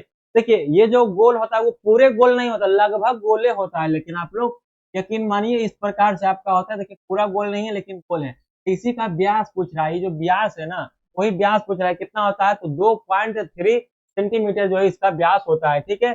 चलते हैं अगला प्रश्न की ओर। भारत के किस राज्य में 200 वर्षों से बांस बुम्ब यानी ड्रिप सिंचाई प्रणाली प्रसिद्ध है? एक देखिए राज्य है हमारा भारत में जिसमें 200 वर्षों से जो है ना वो बांस यानी बुम्ब का जो सिंचाई प्रणाली यानी जो पटाता है, तो उसे सिंचाई प्रणाली किससे, तो बांस बुम्ब से जो है वो लोग सिंचाई करते हैं, ठीक है। तो वो फेमस है। तो पूछ रहा है कि कौन सा राज्य में, केरल में, अरुणाचल प्रदेश में आपका है, पंजाब में आपका, फिर उसके बाद इधर मेघालय में। तो ये जो फेमस है ना ये आपका मेघालय में, मेघालय में जो है बांस यानी बुम्ब से जो है आपका सिंचाई किया जाता है, जो कि 200 वर्षों से ये किया जा रहा है काम, ठीक है। चलिए अगला प्रश्न देखते हैं, इसी में थोड़ा सा डिस्कशन देख लेते हैं। व्याख्या यानी कि भारतीय राज्य मेघालय में बांस ड्रिप सिंचाई प्रणाली एक पुरानी प्रथा लगभग 200 साल से है, ठीक है। बांस के पाइप का उपयोग करके पानी के दोहन की एक प्रणाली है, ठीक है। तो बांस को जो बांस जैसे कि पाइप के जैसा ही होता है, तो उसी से ये लोग क्या करते हैं, सिंचाई करते हैं, ठीक है। और नीचे देखते हैं क्या दिया हुआ है, जैतिया पहाड़ियों में अधिक प्रचलित है। जैतिया जो पहाड़ी इलाकों में है वो बहुत ज्यादा प्रचलित है। देखिए बार बार फीता पाइप थोड़े ना बिछाएगा, एक बार वो लग जाता है तो फिर वो लग ही जाता है, जब तक वो खराब नहीं होता है, तो बहुत साल वो सब चीज चलता है बांस वाला, ठीक है। तो इसलिए थोड़ा सा उनको जो यहाँ पे ये फायदा मिल जाता है, ठीक है, बार बार उनको मेहनत करना नहीं पड़ता। अगला क्वेश्चन है कि फ्रांसीसी उपनिवेश में से दास प्रथा का अंत जो है कब किया गया था? बताइएगा आप सभी लोग, प्रश्न बहुत अच्छा है कि फ्रांसीसी उपनिवेश में दास प्रथा का अंत कब किया गया था? 1848, 1589, 1802 और 1908 में। तो अगर फ्रांसीसी उपनिवेश की बात करता है दास प्रथा का, तो आपको 1848 मानना है। कब? तो 1848 मानना है। 1794 ईस्वी में फ्रांसीसी मैक्सिमिलियन रोबेस्पियरे ने जो है सभी दासों को जो है मुक्त कराने का कानून बनाया था, लंबे समय तक नहीं चला। एक दशक के बाद नेपोलियन ने 1804 ईस्वी में गुलामी को फिर से जो है वो शुरू कर दिया, जिसे अतः 1848 ईस्वी में फ्रांसीसी उपनिवेशों ने जो है वो दास प्रथा को समाप्त कर दिया, ठीक है। चलिए अगला प्रश्न की ओर चलते हैं। अगला प्रश्न आप सभी के सामने 29 नंबर है कि उगादी त्योहार भारत के किस राज्य में मनाया जाता है? उगादी त्योहार जो है वो भारत के किस राज्य में मनाया जाता है? गुजरात में, राजस्थान में, केरल में, कर्नाटक में। तो ये आपका मनाया जाता है कर्नाटक में, ठीक है। उगादी कहाँ करना है जाके? तो कर्नाटक में। कहाँ उगादी करना है? तो कर्नाटक में जाकर के करना है, ठीक है। उगादी त्योहार यह एक हिंदू त्योहार है जो तेलुगु कैलेंडर में नए चैत्र माह साल की शुरुआत का प्रतीक है। जब हमारा तेलंगाना में जो तेलुगु कैलेंडर है उसमें चैत्र माह जैसे ही शुरुआत होता है तो वो ये जो है मनाया जाता है त्योहार, क्या मनाया जाता है? तो उगादी त्योहार मनाया जाता है, ठीक है। यह जो है विशेष रूप से आंध्र प्रदेश, तेलंगाना और कर्नाटक राज्यों में मनाया जाता है, मतलब कि साउथ इंडिया में ये आपको देखने को मिलेगा, ठीक है। चलिए तो बताइएगा दोस्तों कैसा लग रहा है आप सभी को सेशन, और अगर आपको पसंद आ रहा है तो ज्यादा से ज्यादा सपोर्ट करिए मुझे। इसी प्रकार से मैं आप सभी लोगों के लिए लाता रहूंगा फ्री में क्लास, और पीडीएफ भी आपको मैं देता रहूंगा, ठीक है। चलिए अगला देखते हैं, 30 नंबर प्रश्न है, वाइमर संविधान में जर्मन की संसद को क्या कहा जाता है? अभी तक अगर आप क्लास में जुड़े हुए हैं तो प्लीज एक लाइक कर दीजिएगा, ठीक है। वाइमर संविधान में जर्मन की संसद को क्या कहा जाता है? डायट कहा जाता है, या तो फिर राइक्सराट कहा जाता है, या तो फिर सौरा कहा जाता है, या तो फिर असेंबली कहा जाता है। तो राइक्सराट कहा जाता है। क्या कहा जाता है? तो राइक्सराट कहा जाता है, ठीक है। वाइमर संविधान में जर्मन की संसद को राइक्सराट कहा जाता है। भारतीय संविधान के आपातकालीन प्रबंधन जर्मनी के संविधान से लिया गया है। ठीक है, भारतीय संविधान के आपातकालीन प्रावधान जो जो आपातकाल वाला जो नियम कानून है हमारा जो भारत में, वो जर्मन के संविधान से ही लिया गया। आपातकाल जो लगाया जाता है, ठीक है। तो एक और पॉलिटी का यहाँ पे क्वेश्चन आपको मिल गया कि जो आपातकालीन जो प्रावधान है वो जर्मन के संविधान से ही लिया गया। चलिए अगला प्रश्न की ओर चलते हैं। वर्तमान में भारत के मुख्य चुनाव आयुक्त हैं, कौन है? भारत में जो है वर्तमान में मुख्य चुनाव आयुक्त कौन है? आपका राजीव कुमार है, ठीक है। उसके बाद आपका पीयूष गोयल है, उसके बाद आपका अनूप चंद्र पांडे है, उसके बाद आपका जो है आरती चंद्रा है। तो देखिए इसका उत्तर हो जाएगा आपका राजीव कुमार, राजीव कुमार। और ये अब बिल्कुल भी नहीं रहे हैं, तो ये चेंज हो चुके हैं, ठीक है। चेंज हो करके कौन बने हैं तो हम आपको कल बता देंगे, ठीक है ना। ये बदल चुके हैं क्योंकि 2024 का ही है प्रश्न पूरा।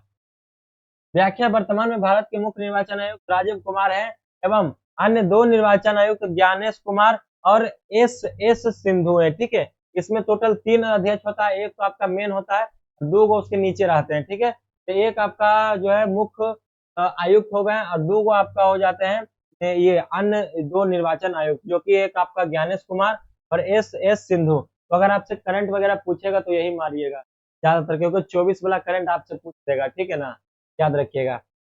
अगला है कि कालेश्वर लिफ्ट सिंचाई परियोजना किस नदी पर स्थित है? थोड़ा सा पहले ऊपर कर लेते हैं इसको हम।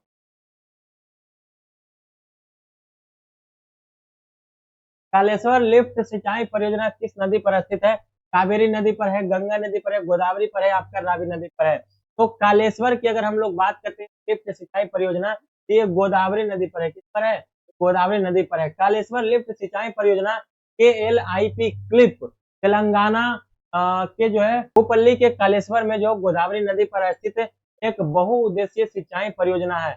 तो याद रखिएगा ये जो आपका कालेश्वर लिफ्ट सिंचाई आपका परियोजना है, इसे आप लोग बहुउद्देशीय सिंचाई परियोजना से भी आप लोग याद रखिएगा, ठीक है।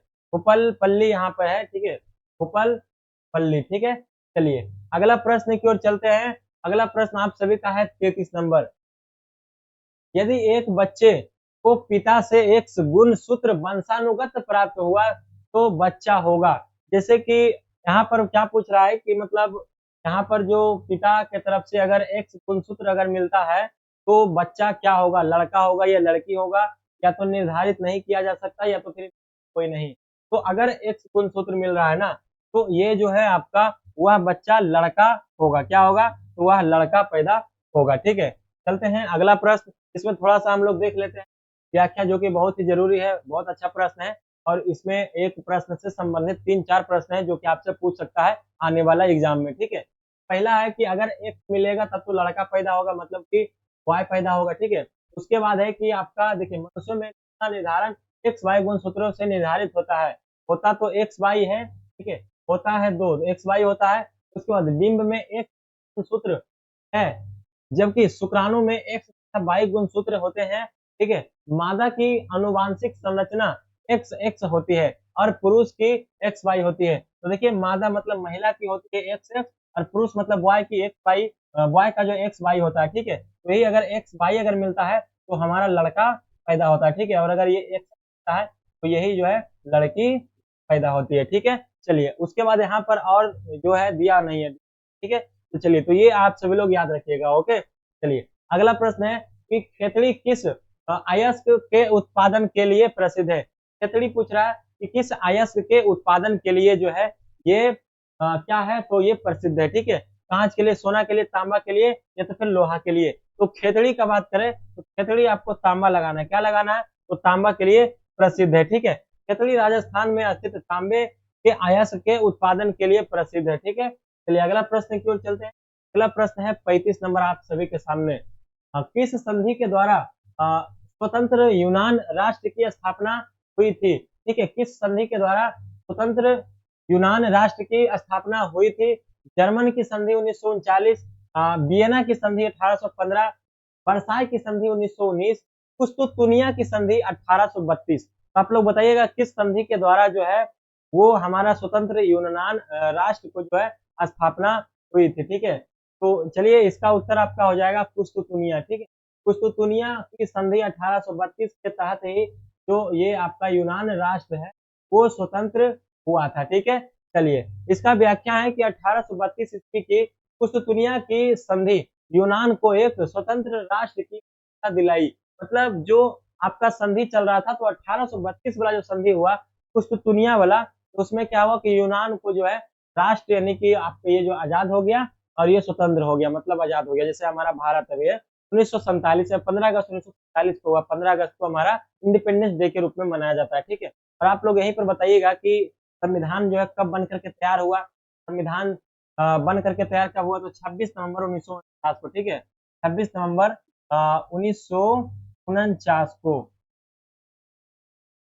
और लागू कब हुआ, तो 26 जनवरी 1950 को, 26 जनवरी 1950 को। इसलिए हम सभी लोग 26 जनवरी 1950 को गणतंत्रता दिवस मनाते हैं। ठीक है, प्रथम भारत की यात्रा किसने किया था, इत सिंह ने किया था कि फायान ने किया था, मेगास्थनीज ने किया था कि हेन सांग ने किया था। तो ये मेगास्थनीज जो है सबसे पहला जो है वो भारत का यात्रा किया था। बहुत अच्छा क्वेश्चन है और इससे संबंधित भी पॉइंट दिया होगा जिसे आपको ध्यान तो आपको सुनना है, आने वाला एग्जाम में पूछ सकता है।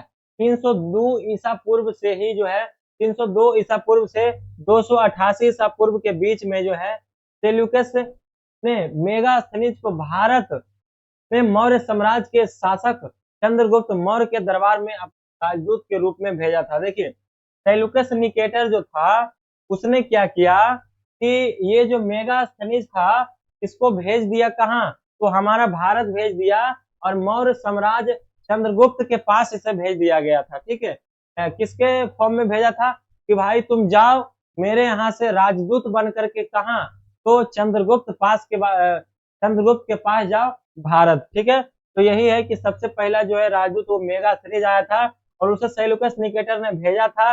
और मेघदूत ये आपका जो राजदूत बनाकर भेजा था किसके यहाँ, तो मौर्य साम्राज्य के जो संस्थापक है चंद्रगुप्त मौर्य के पास में। ठीक है, मेगास्थनीज ने इंडिका यूनानी भाषा में जो लिखी, देखिए इसने एक पुस्तक भी लिखा था के दरबार में जो है अपने राजदूत के रूप में भेजा गया था और इंडिका पुस्तक नामक जो है यो यूनानी भाषा में लिख दिया। जब कहाँ आया, तो चंद्रगुप्त मौर्य के दरबार में आया था। कौन, तो मेगास्थनीज। किसने भेजा था, तो सेल्यूकस निकेटर ने। किस लिए भेजा था, तो राजदूत ये बना करके से। ठीक है, जैसे अभी हमारा भारत का राजदूत अलग अलग देश में है उसी प्रकार से पहले राजदूत होता था। ठीक है, अगला प्रश्न की ओर चलते हैं। अगला प्रश्न है आपका 37 नंबर। निम्नलिखित में से कौन पत्रकारिता के लिए दिए गए प्रथम गौरी लंकेश मेमोरियल पुरस्कार प्राप्त करने वाले हैं। अंजना कश्यप, रजत शर्मा, अभिसार शर्मा, रवीश कुमार। तो ये करने वाले हैं रवीश कुमार। क्या, रवीश कुमार नहीं बोलते हैं नमस्कार मैं रवीश कुमार, तो इन्हीं को जो है ये मिलने वाला है। जो कि अच्छा खबर जो दिखाते हैं, इन्हें जो है हटा दिया गया था एंकर से, मतलब जो पहले से ये चैनल पर थे, क्योंकि कड़वी बातें ज्यादा अच्छा नहीं लगता है। तो नमस्कार मैं रवीश कुमार इन्हीं को मिलने वाला है। क्या, तो ये पत्रकारिता के लिए इनको मिलने वाला है गौरी लंकेश मेमोरियल पुरस्कार। ठीक है, चलिए अगला इसका देख लेते हैं व्याख्या। पत्रकारिता के लिए पहला गौरी लंकेश मेमोरियल पुरस्कार रवीश कुमार को दिया गया था। इन्हें 22 सितंबर 2019 को यह पुरस्कार मिला था। 2019 को ही इनको मिल चुका ये पुरस्कार। ठीक है, जागरूक समाचार विश्लेषण के लिए गौरी लंकेश पुरस्कार उन्हें दिया गया था। जैसे देखते हैं ना कि बिल्कुल ये विशेषण में एकदम पूरा जो डीप में बताते हैं आप सभी को। ठीक है, चलिए पहले आप देखते हैं आगे की ओर। 37 हो गया, 38 प्रश्न की।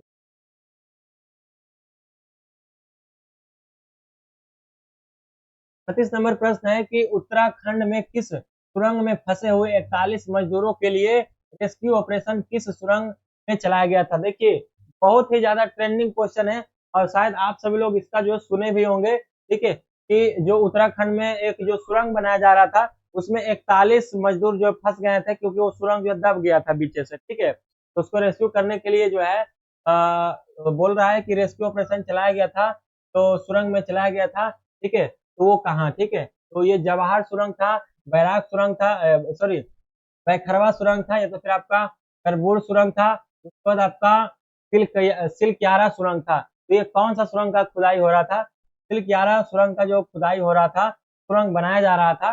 तो उसमें क्या हुआ था कि 41 मजदूर जो है वो दब गए थे, सुरंग क्या हुआ था, ऊपर से धंस गया था, ठीक है। फिर उसको रेस्क्यू किया गया, फिर उसको बचाया गया, ठीक है। चलिए अगला क्वेश्चन की ओर चलते हैं। अगला क्वेश्चन हमारा है, देख सकते हैं, हाँ थोड़ा सा जो है इसके बारे में देख लेते हैं व्याख्या। उत्तराखंड की तिलक्यारा सुरंग में फंसे हुए 41 मजदूरों के लिए रेस्क्यू ऑपरेशन चलाया गया था, ठीक है। चलिए अगला प्रश्न की ओर चलते हैं। विनिर्माण अर्थव्यवस्था के किस क्षेत्र के अंतर्गत आता है? देखिए विनिर्माण पूछ दिया, इसके पहले क्या था, कृषि। कृषि किसमें था, तो प्रथम में था। द्वितीय क्षेत्र, तृतीय क्षेत्र, प्राथमिक क्षेत्र तो होगा नहीं, ठीक है। और आपका सेवा क्षेत्र, क्योंकि प्राथमिक कृषि था, ये हो जाएगा द्वितीय क्षेत्र में। क्या हो जाएगा, तो द्वितीय क्षेत्र में हो जाएगा। विनिर्माण का बात करें तो द्वितीय क्षेत्र में। अगला प्रश्न है, थोड़ा सा इसका देख लेते हैं व्याख्या। द्वितीय क्षेत्रक में क्या क्या है, देखिए वह क्षेत्रक जिसमें प्राथमिक क्षेत्र से प्राप्त वस्तुओं को लेकर नई वस्तुओं का विनिर्माण किया जाता है। जैसे कि मान के चलिए कि कुछ सैंपल हम तैयार किए, लेकिन वो पूरा प्रोडक्ट नहीं बना, उसी सैंपल को हम भेज देंगे दूसरा के पास में, जब वो बनाएगा तो वो हो जाएगा द्वितीय क्षेत्र। मतलब विनिर्माण, बने हुए चीज को फिर से निर्माण करना, उसको एक्स्ट्रा जो है तैयार करना, ठीक है। तो विनिर्माण कहलाता है, द्वितीय क्षेत्रक कहलाता है, ठीक है। इसे औद्योगिक क्षेत्रक, निर्माण क्षेत्रक भी कहते हैं। ये जो आपका विनिर्माण क्षेत्रक है, इसे आप लोग औद्योगिक क्षेत्र, निर्माण क्षेत्र के नाम से जाना जाता है। इसमें विनिर्माण शामिल होता है, जैसे कि रुई से धागा, गन्ने से चीनी बनाना आदि, ये सब जो फैक्ट्री वाला काम होता है, वो ज्यादा विनिर्माण जो होता है वो होता है आपका द्वितीय क्षेत्र में, तो द्वितीय क्षेत्र में होता है, ठीक है। चलिए अगला प्रश्न की ओर चलते हैं। अगला प्रश्न आप सभी के सामने है, 40 नंबर। भारत विभाजन के संदर्भ में कौन सा कथन असत्य है? भारत विभाजन के संदर्भ में कौन सा कथन असत्य है? मैं आपको सीधे बता देता हूँ, इसका आंसर हो जाएगा, कि द्विराष्ट्र का सिद्धांत लागू था। क्या, द्विराष्ट्र का सिद्धांत लागू था। इसका व्याख्या देखते हैं, तो भारत विभाजन के संदर्भ में द्विराष्ट्र का सिद्धांत लागू था, यह कथन गलत है, ठीक है। यह कथन जो है गलत है, यहाँ पर असत्य पूछ रहा है, ठीक है। तो यही आपका गलत है, मतलब यही आंसर हो जाएगा। बाकी जो ये आपको 3 ऊपर ला दिख रहा है, इसे भी आप लोग याद कर लीजिएगा कि भारत और पाकिस्तान दो संप्रभु राष्ट्र बन गया है, ये बिल्कुल सही है। पंजाब और बंगाल प्रांत को धर्म के आधार पर बांटा गया है, बिल्कुल सही ये बात है। पूर्वी पाकिस्तान और पश्चिमी पाकिस्तान एक साथ नहीं है, बिल्कुल अलग है, ठीक है। आपको भी पता होगा भारत विभाजन के संदर्भ में द्विराष्ट्रीय का सिद्धांत लागू नहीं था, यह कथन गलत है, ठीक है। चलिए अगला प्रश्न की ओर चलते हैं। अगला प्रश्न आप सभी के सामने है, गिफिन वस्तुओं के बारे में निम्नलिखित में से कौन सा कथन सही है? जिस वस्तु की मांग लगातार घटती है उसे गिफिन वस्तुओं कहती है, गिफिन वस्तुओं कहलाता है। जिसकी मांग लगातार बढ़ती है, कीमत घटने पर मांग बढ़ती है, कीमत बढ़ने पर मांग बढ़ जाती है। तो इसका सही उत्तर हो जाएगा, कीमत जो है बढ़ने पर मांग भी जो है क्या होता है, तो बढ़ जाता है। जैसे अगर आप लोग देखते होंगे ना कि मतलब कोई चीज महंगा जाता है, टमाटर एक बार हुआ था 400 रुपये, तो आप लोग देखिएगा प्याज भी हुआ था, तो जितना मतलब मांग भी बढ़ा था, ठीक है, क्योंकि जो व्यापारी लोग होते हैं उनको ज्यादा से ज्यादा करना है, ज्यादा से ज्यादा उनको पैसा कमाना है, इसलिए जब दाम बढ़ता है तो उसका जो है मांग भी बढ़ जाता है, ठीक है। चलिए अगला चलते हैं, इसका व्याख्या देखते हैं। ये वस्तुएं जिनकी कीमत बढ़ने पर खपत बढ़ जाती है, गिफिन वस्तुएं कहलाती है। याद रखिएगा, जब दाम बढ़ेगा तो उसका जो खपत भी बढ़ जाएगा, तो उसे हम लोग गिफिन वस्तुआ कह सकते हैं, ठीक है। उसके बाद यह जो है मांग के नियम के विरुद्ध है। हाँ ये तो बिल्कुल सही बात है, यह मांग जो है के नियम है। जहाँ कीमत बढ़ने पर मांग घट जाती है, तो गिफिन वस्तुओं को एक मांग वक्र होता है, जो गिरने के बजाय बढ़ जाती है, ठीक है। चलिए अगला प्रश्न की ओर चलते हैं। अगला प्रश्न आप सभी के सामने है कि बालाघाट निम्न में से किस राज्य में स्थित है? राजस्थान, गुजरात में, छत्तीसगढ़ में, मध्य प्रदेश में। तो ये आपका बालाघाट कहाँ है? मध्य प्रदेश में है, ठीक है। बालाघाट भारत के मध्य प्रदेश राज्य का एक जिला है, ठीक है। पुराना नाम इसका बुरहा है। क्या है? पुराना नाम बुरहा है। जिले का गठन जो 1867 में किया गया था। भंडारा, मंडला, सिवानी जिलों के कुछ हिस्से को जो है मिला करके इसे बनाया गया था। तो अगर ये क्वेश्चन दिया हुआ है तो आप लोग जरूर इसे याद रखिएगा कि भंडारा, मंडला, सिवानी जिले को जो है, इन सभी में से कुछ जिले को जो है काट करके इसे बनाया गया था एक जिला, जिसका नाम क्या है? तो बालाघाट है, ठीक है। जिसका पुराना नाम बुरहा है, ठीक है। और ये कौन सा राज्य का जिला है? तो ये मध्य प्रदेश राज्य का है, ठीक है। यह हिल्स और घाटियों के लिए प्रसिद्ध है। क्या? तो यह जो है हिल्स और घाटियों के लिए प्रसिद्ध है, ठीक है। चलिए अगला प्रश्न की ओर चलते हैं। अगला प्रश्न है कि सीमा सड़क संगठन यानी कि बीआरओ की स्थापना कब की गई थी?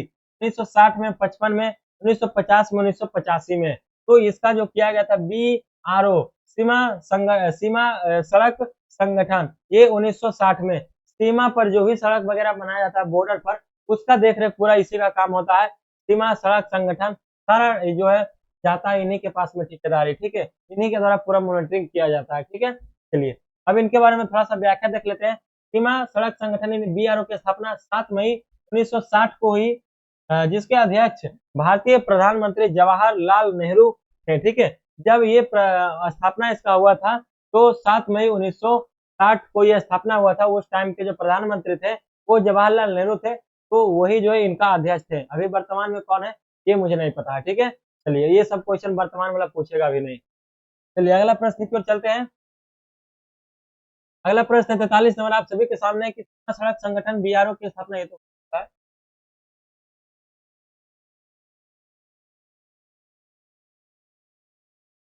देखिए यहाँ पे लिखा भी हुआ है कि भारत के सीमावर्ती क्षेत्रों के सेवा करने वाली सड़कों का रख रखाव BRO द्वारा ही किया जाता है, जैसे कि रोहतांग खास सुरंग परियोजना, इन सब का जो देख रेख किसको करना है तो BRO को ही करना है। सीमा संगठन आपका ये क्या था, सीमा सड़क संगठन था, ठीक है। चलिए अगला प्रश्न की ओर देखते हैं, 44 नंबर देखते हैं। प्रथम महिला एडी द कैंप किसे चुना गया है। प्रथम महिला एड द कैंप किसे चुना गया है। कावेरी शर्मा, मनीष पाढ़ी, उसके बाद अवनी चतुर्वेदी और आपका भावना कंठ। तो ये चुना गया किनको, तो मनीषा पाढ़ी को। किसको, तो मनीषा पाढ़ी को चुना गया है, ठीक है। चलिए थोड़ा सा व्याख्या देख लेते हैं कि मनीषा पाढ़ी बनी भारत की जो पहली वोमेन आइड डे कैंप, यानी कि एडीसी आप लोग सीधा याद रखिएगा, ठीक है। स्क्वाड्रन लीडर मनीषा को मिजोरम के राज्यपाल डॉक्टर हरि बाबू कंभमपति ने एडीसी नियुक्त किया है, ठीक है। क्या नियुक्त किया है, तो एडीसी नियुक्त किया है किसने, तो राज्यपाल डॉक्टर हरि बाबू कंभमपति ने। ये कहाँ के राज्यपाल हैं, तो ये मिजोरम के हैं, ठीक है। चलिए अगला प्रश्न की ओर चलते हैं।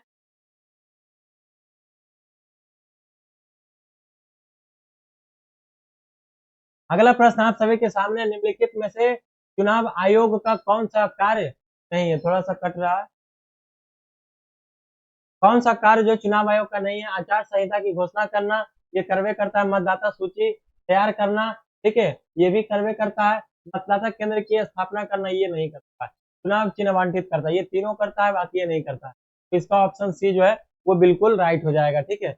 व्याख्या की बात करें, भारतीय चुनाव आयोग भारत की स्वतः जो है निर्वाचन संस्था है, जो भारत के सभी प्रमुख संवैधानिक निकायों को स्वतंत्र एवं निष्पक्ष चुनाव की प्रक्रिया का संचालन करती है। मतदाता यानी मतदान केंद्र की स्थापना करना चुनाव आयोग का कार्य नहीं है, ठीक है। अगला प्रश्न की ओर चलते हैं।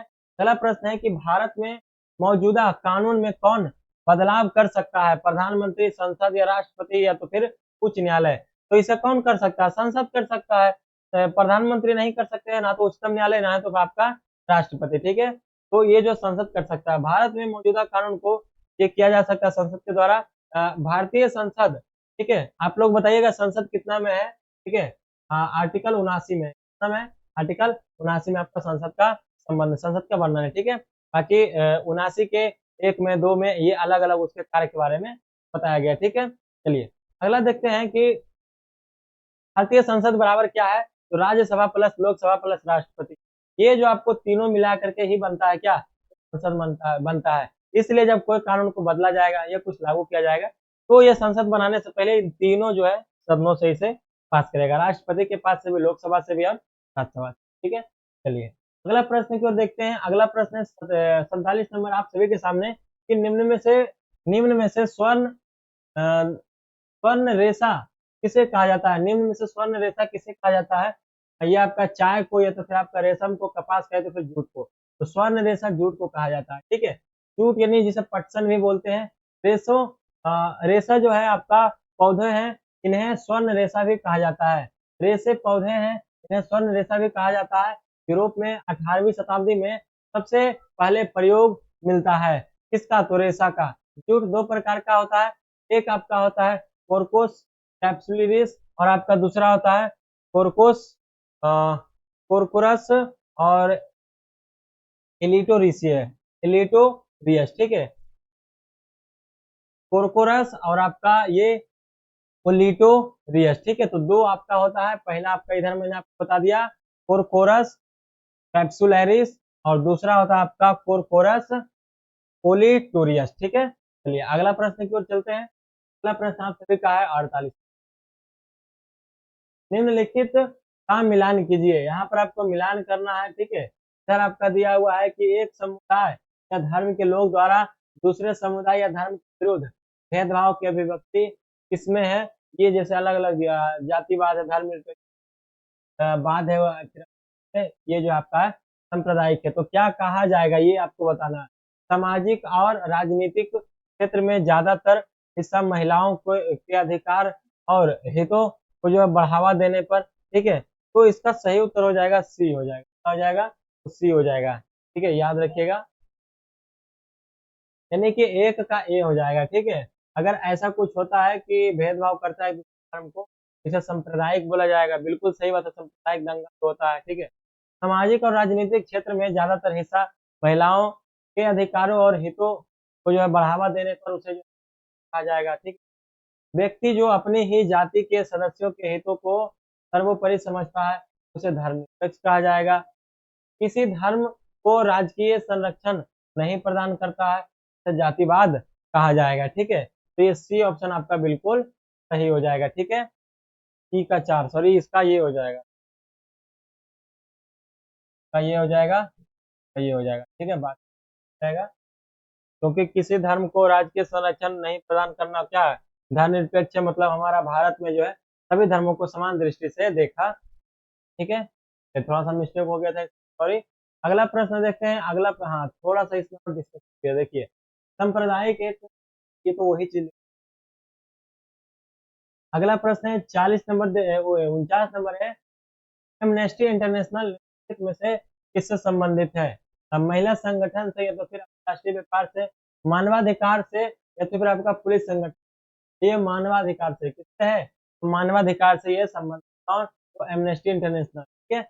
इसका है कि एमनेस्टी इंटरनेशनल राष्ट्रीय गैर सरकारी संगठन है जिसकी स्थापना 28 मई 1961 को 1961 में लंदन में की गई थी, ठीक है। यह संस्थान मानवाधिकार से संबंधित है। इसका उद्देश्य मानवीय मूल्यों एवं मानवीय स्वतंत्रता को बचाने एवं भेदभाव मिटाने के लिए हर तरह के मानवाधिकारों के लिए लड़ना जो है ये बताती है, ठीक है। अगला क्वेश्चन की ओर चलते हैं। अगला क्वेश्चन आपका 50 नंबर है, ठीक है। मानवाधिकार को समर्पित पहला टीवी चैनल किस शहर में जो है लॉन्च किया गया था? मानवाधिकार को समर्पित वाला टीवी चैनल किस शहर में जो है लॉन्च किया गया था? लंदन में, या तो न्यूयॉर्क में, आपका पेरिस में, या दिल्ली में? कहाँ किया गया था? आपका लंदन में किया गया था, ठीक है। व्याख्या में है कि मानवाधिकार के लिए समर्पित दुनिया का पहला टेलीविजन चैनल लंदन IOHR द्वारा 16 जनवरी 2019 को ये लॉन्च किया गया था, ठीक है। अब चलते हैं। अगला प्रश्न है आप सभी के सामने 51 नंबर। इसरो के PSLV C58 द्वारा किस उपग्रह को लॉन्च किया गया था? PSLV C58 के द्वारा किस उपग्रह को लॉन्च किया गया था? चंद्रयान प्रथम को, मार्स ऑर्बिटर को, या तो फिर एक्सपोसैट को, या तो फिर आपका DSSAR को? तो ये किया गया था एक्सपोसैट को। किसको? तो एक्सपोसैट उपग्रह को लॉन्च किया गया था किससे? तो PSLV C58 से, PSLV C58 से, ठीक है। चलिए अगला प्रश्न की ओर चलते हैं। इसका थोड़ा सा व्याख्या देख लेते हैं। एक्सपोसैट एक्सरे ध्रुवनमापी उपग्रह है, यानी कि चरम स्थितियों में उज्ज्वल खगोलीय एक्सरे स्रोतों की जो है विभिन्न गतिशील का अध्ययन करने के लिए पहला समर्पित ध्रुवनमापी मिशन है। ये भेजा गया था कहाँ? चलिए तो आप लोग देखिएगा। अगला प्रश्न की ओर चलते हैं थोड़ा सा, और इसका है इसरो के PSLV C58 द्वारा जनवरी 2024 में लॉन्च किया गया यह 2 पेलोड ले जाता है, ठीक है। एक तो आपका है पोलिक्स, ठीक है, POLIX, और एक आपका है एस्पेक्ट, ठीक है, XSPECT, ठीक है। चलिए आगे क्यों चलते हैं, अगला जो हमारा प्रश्न है 52 नंबर है, ब्रिटेन की औद्योगिक क्रांति के 1840 के दशक में 1840 के दशक तक जो है निर्यात की प्रमुख वस्तु क्या थी। तो आप लोग बताइएगा क्या थी। तो इसका पहला ऑप्शन है चाय हो जाएगा, तांबा हो जाएगा, नील हो जाएगा, कपास हो जाएगा। तो ये जो था क्या था, तो ये कपास था। काफी हैवी इसमें डिस्कशन किया हुआ, ठीक है। 1 घंटा लगभग हो गया होगा, अभी तक 50 क्वेश्चन हुआ है। चलिए आगे की ओर चलते हैं। अगला हमारा जो क्वेश्चन है देख सकते हैं, ब्रिटेन के औद्योगिक क्रांति, तो हम आपको बता ही दिए ना इसका डिस्कशन। ब्रिटेन की औद्योगिक क्रांति के 1840 के दशक तक निर्यात की प्रस्तुत वस्तु कपास थी, ठीक है। क्या थी, तो कपास थी। चलिए अगला प्रश्न की ओर चलते हैं। अगला प्रश्न है कि सुरभि धेनु गौमवित्री किसके पर्यायवाची है। सुरभि धेनु गौमवित्री किसके पर्यायवाची है, बंदर, हाथी, गाय, गंगा। तो ये जो है गाय का जो है पर्यायवाची है, सुरभि या धेनु या गौमवत्री, ठीक है। तो आप याद रखिएगा, ये अगर आपसे क्वेश्चन में पूछ देगा कि गाय का पर्यायवाची शब्द क्या है, और देखिए सुरभि, धेनु, गौमवत्री, ये तीनों में से कोई एक आपका सही उत्तर दे देगा, बाकी 3 ऑप्शन एक्स्ट्रा दे देगा। तो याद रखिएगा, ठीक है। इसमें तो पूछा है आपका इस तरीके से, अब हो सकता है कि यही क्वेश्चन को उलट देगा, तो आप लोग को याद रखना ये तीनों, ठीक है। चलिए शब्द जो है पर्यायवाची, गौ, गौरी, धनु। क्या और याद रखिएगा, गाय को क्या क्या बोला जाता है, गौ, गौरी, धनु, भद्रा, सुरभि, गौवत्री, ठीक है। तो याद रखिएगा, ठीक है। चलिए निम्नलिखित में से सर्वाधिक प्रत्यस्थ किस धातु की है, प्लास्टिक, रबड़, स्टील, लोहा। तो ये हो जाएगा आपका स्टील का। किसका है, तो स्टील का है।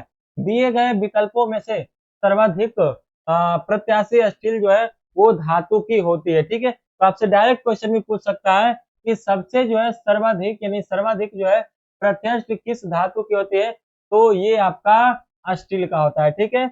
अगला क्वेश्चन है, काला पानी विवाद किन देशों के मध्य में है। काला पानी एक विवाद है, वो किन 2 देशों के बीच में है, ठीक है। चीन भारत, नेपाल भारत, भूटान भारत और आपका बांग्लादेश भारत। तो ये हो जाएगा अपना नेपाल और भारत, ठीक है। भारत हो ये सकता है ज्यादातर, नेपाल और भारत। बाकी इसके बारे में देखते हैं काला पानी क्या है। काला पानी जो है विवाद भारत के नेपाल के बीच 206 साल से चल रहा है विवाद, ठीक है। नेपाल उत्तराखंड के पिथौरगढ़ जिले के काला पानी इलाके पर अपना दावा करता है। कौन, नेपाल करता है। इस इलाके के इस इलाके में 3 गांव आते हैं।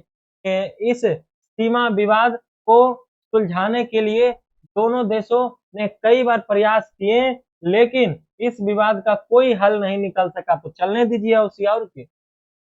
अगला चलते हैं प्रश्न की ओर। अगला प्रश्न है 56 नंबर आप सभी के सामने, भारतीय तटरक्षक बल की स्थापना, यानी आईसीजी, इंडियन कोस्ट गार्ड, ठीक है। आईसीजी का आप लोग देखते होंगे फॉर्म भी भरा था इसका, ठीक है। तो ध्यान रखिएगा, भारतीय तटरक्षक बल की स्थापना कब हुआ, 1 फरवरी 1977, 25 मार्च 1981, 30 नवंबर 1874, 5 फरवरी 1965। तो इसका जो स्थापना हुआ था 1 फरवरी 1977 को हुआ था, ठीक है। अगला चलते हैं, इसमें व्याख्या देखते हैं। आईसीजी, इंडियन कोस्ट गार्ड की स्थापना 1 फरवरी 1977 को तटरक्षक अधिनियम 1978 के तहत हुआ। अधिनियम पूछ देगा किस नियम के तहत, 1978 के द्वारा किया गया था, ठीक है। लेकिन किया कब गया, 1977 में, ठीक है। तो ऐसे कैसे हो सकता है, अधिनियम तो पहले ही होना चाहिए। चलो देखते हैं जो भी है। 1 फरवरी 2023 को 47वें स्थापना दिवस के उपलक्ष्य में भारतीय तटरक्षक दिवस मनाया जाता है, क्योंकि जो भी अधिनियम रहता है वो पहले ही बनता है, उसके बाद ना लॉन्च किया। इसको ना हम कल फिर से आपको बताएंगे, देखेंगे इसके बारे में, ठीक है। थोड़ा सा हम स्टार मार्क करके रखते हैं। चलिए अगला प्रश्न है कि निम्नलिखित में से कौन सी नदी पश्चिमी की ओर नहीं बहती है, गोदावरी, यमुना, नर्मदा या तो फिर कृष्णा। तो किधर नहीं बहती आप लोग बताइएगा, ठीक है।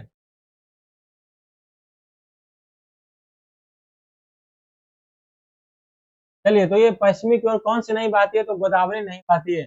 बाकी यमुना बहती है, नर्मदा बहती है, कृष्णा बहती है। याद रखिएगा कि पूछ देगा निम्नलिखित में से कौन सी नदी पश्चिम की ओर बहती है, तो उसमें एक ऑप्शन अगर नर्मदा, कृष्णा, गोदावरी, सॉरी यमुना रहेगा तो आपको मार देना, लेकिन गोदावरी नहीं बहती है। तो यही आपका उत्तर हो जाएगा, ठीक है। गोदावरी नदी भारत के प्रायद्वीपीय भाग का एक प्रमुख नदी है। इसे दक्षिण की गंगा कहा जाता है। याद रखिएगा, एक और क्वेश्चन आपको मिल गया, ठीक है।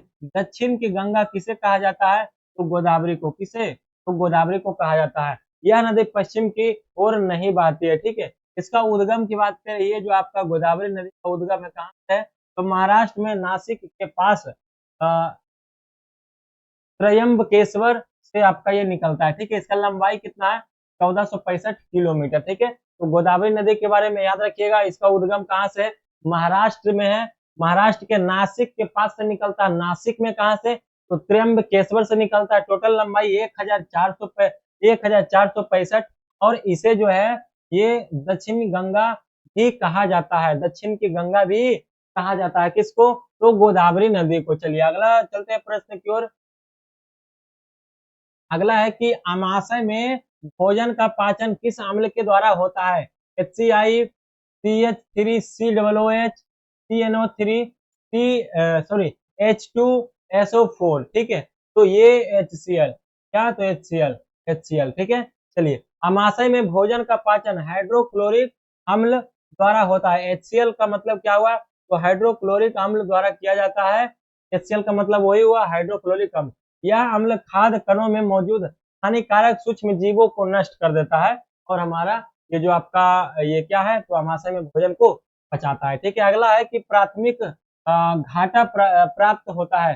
प्राथमिक घाटा प्राप्त कहाँ किससे होता है, कुल राजस्व प्लस ब्याज भुगतान करके। ठीक है, राजकोषीय घाटा माइनस ब्याज भुगतान, तो यही तो हो जाएगा राजकोषीय घाटा, और उसमें घटा दीजिएगा ब्याज भुगतान को, तो आपका प्राथमिक घाटा निकल जाएगा। ठीक है, जब कोई सरकार अपनी आय से अधिक पैसा खर्च करती है, तो आगे देखते हैं क्या हुआ है। जब मतलब कोई भी सरकार जो है ज्यादा पैसा करता है अपनी आय से, तो प्राथमिक घाटा होता है उसको। ठीक है, प्राथमिक घाटा राजकोषीय घाटा माइनस ब्याज भुगतान करके आप लोग निकाल सकते हैं।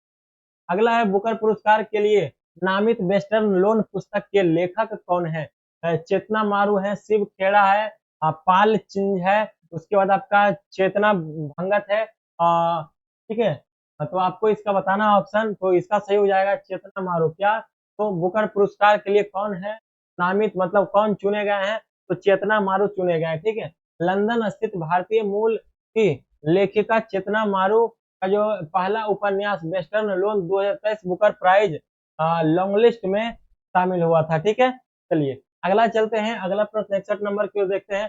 जल में गिरा हुआ सिक्का अपनी सतह से ऊपर उठ जाता है, जो कि प्रतीत होता है किसके कारण, तो अपवर्तन के कारण, परावर्तन के कारण, विवर्तन के कारण, व्यतिकरण के कारण।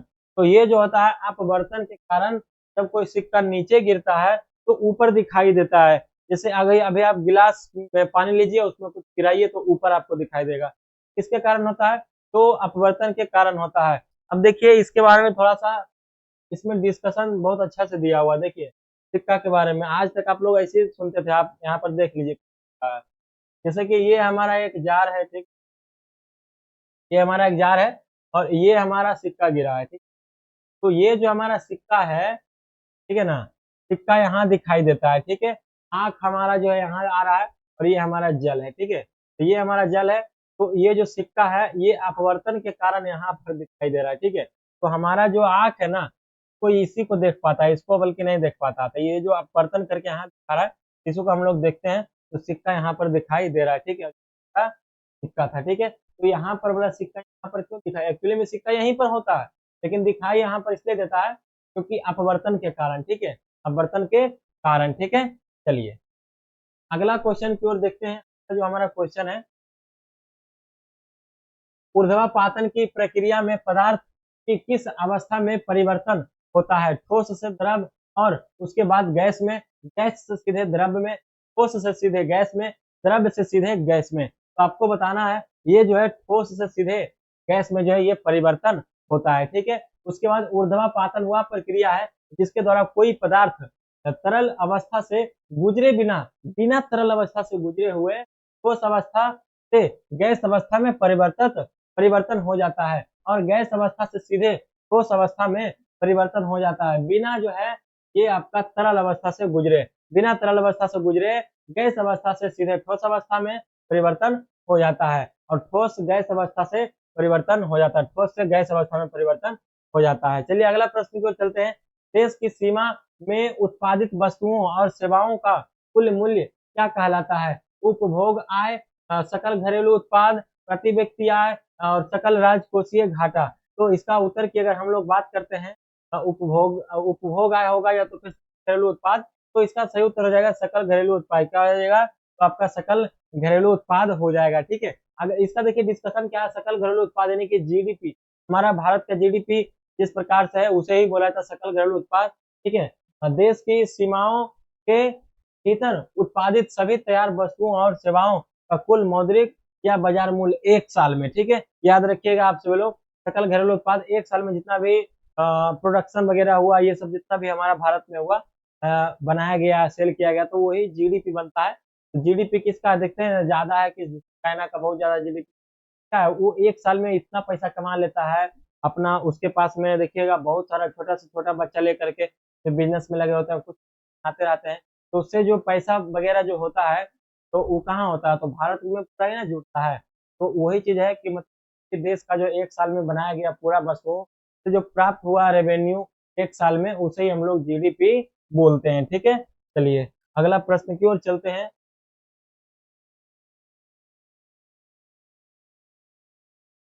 अगला प्रश्न आप सभी के सामने, ब्रिक्स इनोवेशन फोरम ने वर्ल्ड इनोवेशन अवार्ड से किसे जो है सम्मानित किया? मनीष देसाई को, शांत थॉमस ये थॉटम को, उसके बाद आपका है दिलमा रूसेफ को, उसके बाद आपका सी ऑप्शन है गीतिका श्रीवास्तव को। तो ये किया गया है शांता थौतम को। किसको? शांता थौतम को। ठीक है, चलिए इसका देखिएगा, शांता थौतम को BRICS innovation forum world innovation award से सम्मानित किया। यह पुरस्कार सतत विकास लक्ष्य 4 में उत्कृष्ट योगदान के लिए दिया जाता है। चलिए अगला प्रश्न की ओर चलते हैं। अगला प्रश्न आप सभी के सामने है कि प्रंगपुर और मुलांकुर किससे संबंधित है? प्रंगपुर और मुलांकुर किससे संबंधित है? कली से, फल से, फूल से, या तो फिर आपका बीज से? तो ये जो है आपका बीज से है। किससे है? तो ये बीज से संबंध है। ठीक है, चलिए यहाँ पर देखिएगा, बीज एक छोटे अक्ष के साथ अंकुरित होते हैं, जिसे प्रंगपुर यानी यानी कि आपका यहाँ पर देख सकते हैं प्लम्यूल भी बोला जाता है, और मूलांकुर जिसे कि रेडिकल भी बोला जाता है। प्रांकुर भ्रूण का हिस्सा होता है, और मूलांकुर जड़ तंत्र में विकसित होता है। ठीक है, तो काफी जो है बेहतर से यहाँ पे डिस्कशन दिया हुआ है। आप लोग चाहें तो इससे बहुत सारा क्वेश्चन क्रिएट कर सकते हैं। भारत में जो गरीबी का निर्धारण किसके द्वारा किया जाता है? आय विधि के द्वारा, प्रति व्यक्ति आय के द्वारा, और व्यय विधि के द्वारा, और आपका जो है उत्पादन विधि के द्वारा। तो ये किया जाता है आपका व्यय विधि के द्वारा। क्या? व्यय विधि मतलब खर्च की विधि के द्वारा। ठीक है, इसमें है कि भारत में गरीबी रेखा का निर्धारण आय या उपभोग व्यय के आधार पर किया जाता है। यदि आय का खपत किसी दिए गए न्यूनतम स्तर से नीचे आती है तो परिवार गरीबी रेखा से नीचे रखा जाता है।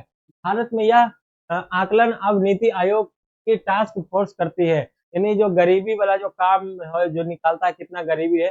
जैसे कि बोला गया कि मतलब यहाँ पे क्या था कि यदि जो है परिवार गरीबी रेखा से नीचे है, और यहाँ पर देखिए न्यूनतम स्तर से नीचे आती है। ठीक है, यानी कि जैसे मान के चलिए आपका 20 रुपया जो है, यहाँ पर क्या फिर से एक बार आपको देखिए, भारत के गरीबी रेखा का निर्धारण आय या भोग व्यय के आधार पर किया जाता है। यदि आय का खपत किसी दिए गए न्यूनतम स्तर से नीचे है, जैसे कि मान के चलिए कि आपको जो है कमाना है 50 रुपया डेली, ठीक है, लेकिन आप 50 रुपया नहीं कमा रहे हैं, तो आप गरीबी लाइन में आ जाइए। ठीक है ना, तो यही चीज यहाँ पर बोला जा रहा है। लेकिन अब जो ये गरीबी वाला आकलन होता है तो नीति आयोग करता है, जिसके योजना आयोग बोला जाता है। नीति आयोग के अध्यक्ष कौन होते हैं? तो प्रधानमंत्री। तो कौन है? तो नरेंद्र मोदी जी हैं। चलिए अगला क्वेश्चन 67 नंबर, निम्नलिखित में से कौन समावयवी युग्म है? निम्नलिखित में से कौन समावयवी युग्म है? चलते हैं देखते हैं कि इसका क्या दिया हुआ है ऑप्शन। ठीक है, यहाँ पर देखेंगे ब्यूटेन और चार जो है प्रोपेन और ब्यूटेन, और उसके बाद आपका एथेन और मीथेन, एथीन और एथेन। ठीक है, तो इसका सही उत्तर हो जाएगा ब्यूटेन और 4 मीथेन प्रोपेन। ठीक है, इसका व्याख्या समान आणविक सूत्र लेकिन कार्बन परमाणुओं की एक अलग व्यवस्था वाले कार्बनिक यौगिक को सम समावयवी कहा जाता है। ब्यूटेन HCH10 और चार जो है आपका मिथेल प्रोपेन C4H10 के बीच जो है समावयवी युग्म उपस्थिति हो, ठीक है। C4H10 मीथेन प्रोपेन होगा, मेथिल नहीं होगा,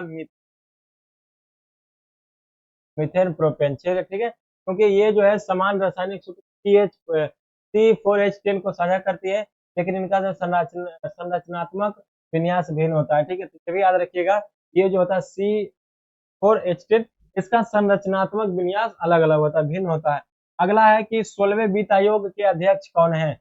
16वें वित्त आयोग के अध्यक्ष कौन है? अरविंद पनगड़िया, सी रंगराजन, निर्मला सीतारमन, SK सिंह। तो आप लोग बताइएगा कौन है? तो अरविंद पनगड़िया है। कौन है? तो अरविंद पनगड़िया है। निर्मला सीतारमन तो वित्त मंत्री है, ठीक है ना, वित्त मंत्री है। चलिए अगला प्रश्न की ओर चलते हैं।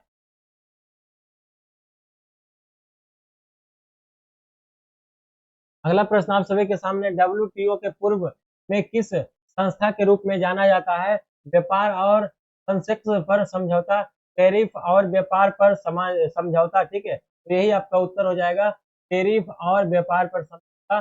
WTO के पूर्व के किस संस्था के रूप में जाना जाता है? तो WTO को जो है पूर्व टैरिफ और व्यापार पर जो है सामान्य समझौता के नाम से जाना। का व्याख्या देख लेते थोड़ा सा। WTO को टैरिफ और व्यापार पर जो है सामान्यता समझौता कैट के रूप में जाना जाता है, जिसे 1940 ईस्वी में स्थापित किया गया था। व्यापार विवाद को सुलझाने का काम करता है। व्यापार में जो भी विवाद वगैरह होता है वो सुलझाने का काम करता है कौन? एक दूसरे देश के बीच में ही नहीं, ठीक है। चलिए अगला क्वेश्चन है, नमस्ते पोर्टल किस मंत्रालय द्वारा लॉन्च किया गया है? नमस्ते पोर्टल रक्षा मंत्रालय द्वारा, आयुष मंत्रालय द्वारा, आपका रेल मंत्रालय द्वारा और आपका PM मंत्रालय द्वारा। तो ये किया गया है आयुष मंत्रालय द्वारा, नमस्ते, ठीक है। चलिए अगला प्रश्न की ओर चलते हैं।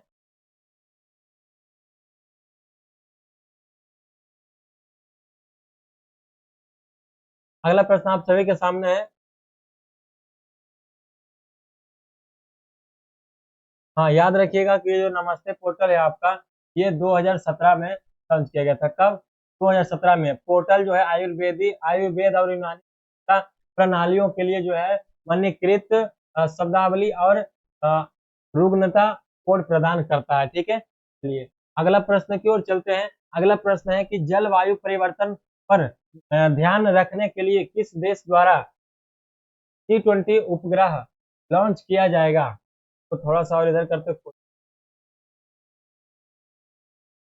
चलिए तो इसका उत्तर आपका हो जाएगा बी। क्या हो जाएगा? भारत। क्या हो जाएगा? तो भारत हो जाएगा। जलवायु परिवर्तन पर ध्यान रखने के लिए भारत T20 उपग्रह लॉन्च करेगा, ठीक है। प्रधानमंत्री भी जो है नरेंद्र मोदी जी भी पर्यावरण और जलवायु अवलोकन के लिए G20 उपग्रह लॉन्च करने का यहाँ पर क्या है, करने का प्रस्ताव दिया था, ठीक है।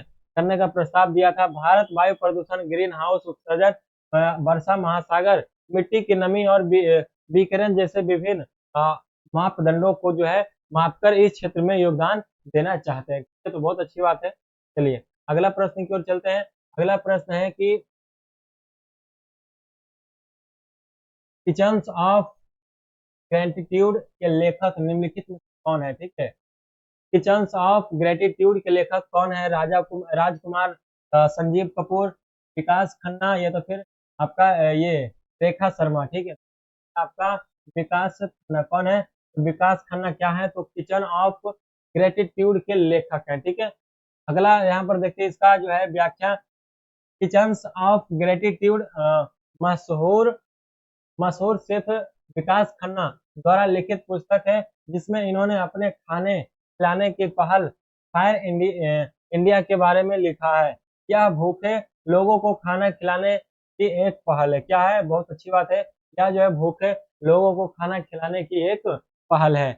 अगला देखते हैं प्रश्न की। अगला जो प्रश्न है वो सौर ऊर्जा से बल्ब को जलाने हेतु परिवर्तित ऊर्जा होती है। विद्युत ऊर्जा से रासायनिक ऊर्जा, सौर ऊर्जा से प्रकाशन ऊर्जा, सौर ऊर्जा से विद्युत ऊर्जा, रसायन ऊर्जा से भौतिक ऊर्जा। ये हो जाएगा सौर ऊर्जा से विद्युत ऊर्जा। जो सूरज प्लेट वाला होता है उसी के बारे में बात कर रहा है कि सूरज प्लेट जो होता है वो सूर्य जो देता है रोशनी, उससे हमारा चार्ज होता है बैटरी, बैटरी देता है हमारा लाइट, ठीक है। चलिए सौर ऊर्जा से बल्ब को जलाने के लिए इससे इससे जो है पहले विद्युत ऊर्जा में परिवर्तित किया जाता है। सौर ऊर्जा को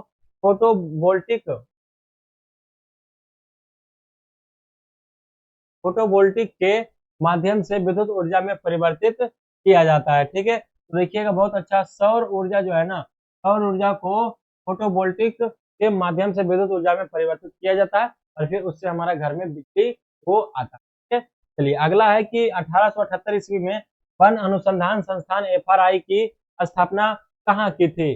तो चलिए इसका ऑप्शन देख लेते हैं फटाफट हम लोग।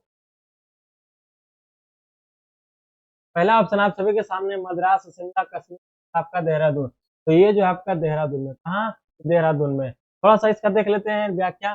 देहरादून में 1878 ईस्वी में डिट्रिच पेंडिस द्वारा ब्रिटिश इंपीरियल फॉरेस्ट स्कूल के रूप में स्थापना की गई थी। 1906 ईस्वी में FRI के रूप में अस्तित्व में आया। 1906 में जो है ये FRI के अस्तित्व में आ चुका था। ठीक है, चलिए अगला प्रश्न की ओर चलते हैं। कृत्रिम बौद्धिकता कृत्रिम बौद्धिकता पर आधारित भारतीय रेलवे का वन्य जीव संरक्षण प्रणाली क्या है। कृत्रिम बौद्धिकता पर जो है आधारित भारतीय रेलवे का वन्य जीव संरक्षण प्रणाली क्या है। कवच प्रणाली है, या तो फिर आपका वन्य जीव सुरक्षा है संबंधित है, या तो फिर आपका टाइगर सुरक्षा प्रणाली से संबंधित है, या तो गुजरात सुरक्षा प्रणाली से संबंधित है। तो ये आपका जो है ये गुजरात सुरक्षा प्रणाली से ये आपका संबंधित है। ठीक है, चलिए अगला प्रश्न की ओर चलते हैं, थोड़ा सा इसका डिस्कशन देख लेते हैं।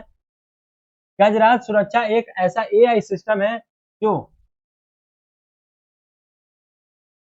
जो इंट्यूशन साथ ऑप्टिकल साइबर केबल्स OSC और AI एल्गोरिदम का भी सपोर्ट है। ठीक है, रेलवे के अनुसार यह ट्रेन से हाथियों को टकराने से रोकता है।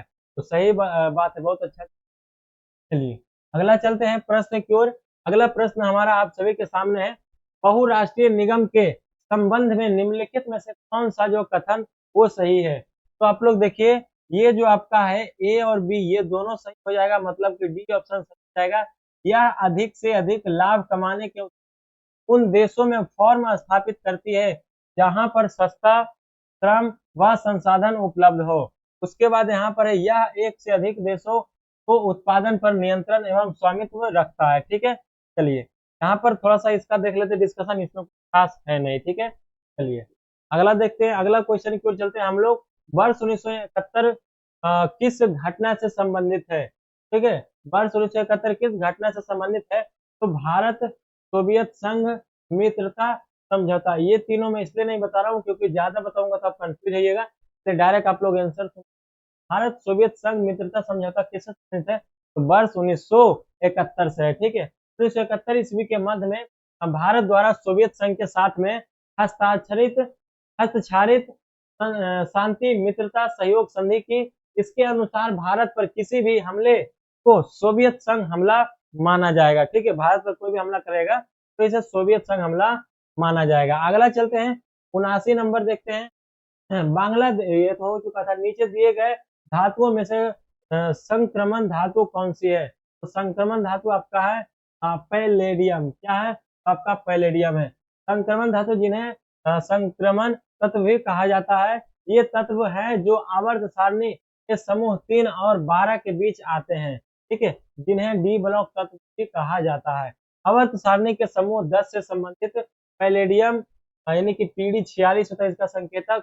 इसकी परमाणु संख्या के साथ एक भारी संक्रमण धातु है। इसका इलेक्ट्रॉन विन्यास Kr4d पर पावर 10 है। ठीक है, चलिए अगला प्रश्न की ओर चलते हैं। अगला प्रश्न आप सभी के सामने, दुर्लभ लाल औरोरा प्रकाश कहाँ पर देखा गया है। तो बताइएगा कहाँ पर देखा गया है, यानी कि शिकागो में, देहरादून में, टोक्यो में, तो फिर लद्दाख में। तो ये लद्दाख में आपका देखा गया है। ठीक है, बहुत अच्छा क्वेश्चन है, इसके बारे में आपको बताते हैं।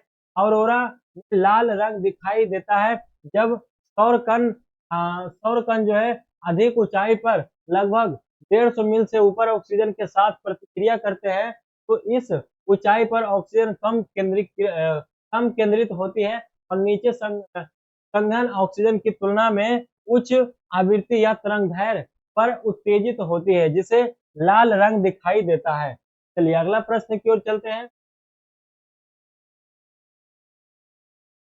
थोड़ा सा और इसके बारे में डिस्कशन हम लोग क्या Alaska, Canada, Iceland, Greenland, Scandinavia, Scotland आदि से दिखाई देता है। अभी हाल ही में इसे लद्दाख में देखा गया है। ठीक है, चलिए अगला प्रश्न है कि राष्ट्रीय एकता दिवस 31 अक्टूबर को किस महापुरुष के जन्म दिवस के उपलक्ष्य मनाया जाता है? तो महात्मा गांधी, सरदार पटेल, अटल बिहारी राजीव गांधी। तो सरदार पटेल के उपलक्ष्य में ही 31 अक्टूबर को राष्ट्रीय एकता दिवस मनाया जाता है। ठीक है, 31 अक्टूबर को भारत के महावाणिज्यिक दूतावास बर्मिंघम द्वारा सरदार वल्लभ भाई पटेल की 141वीं जयंती और राष्ट्रीय एकता दिवस मनाया गया। ठीक है, चलिए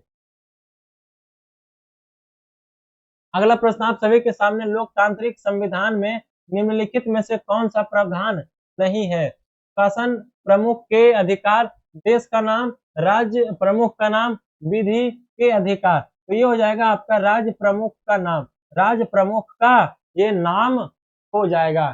ठीक है, चलिए अगला प्रश्न की ओर चलते हैं हम लोग। अगला जो हमारा प्रश्न है, यानी कि व्याख्या देख सकते हैं, एक लोकतांत्रिक संविधान राज्य के प्रमुख का नाम प्रदान नहीं करता है, क्योंकि राज्य का प्रमुख आमतौर पर समय के साथ बदलता रहता है, अतः यह लोकतांत्रिक संविधान का प्रावधान नहीं है। ठीक है, एक लोकतांत्रिक संविधान राज्य के मुखिया की शक्ति को यह जो परिभाषित कर सकता है। ठीक है, चलिए अगला प्रश्न की ओर चलते हैं। अगला प्रश्न है कि संवैधानिक लोकतंत्र हेतु देश में क्या जो है अपेक्षित तर्क नहीं है? पहला ऑप्शन आप सभी के सामने है कि लोकतांत्रिक देश दूसरे देशों से ज्यादा समृद्ध होते हैं, सरकार को चुनने की अधिकार जनता को होता है। ठीक है, सभी नागरिकों को स्वतंत्रता एवं समानता का अधिकार होता है। ठीक है, लोकतांत्रिक देशों को उद्देश्य अपने नागरिकों का जो है कल्याण करना होता है। ठीक है,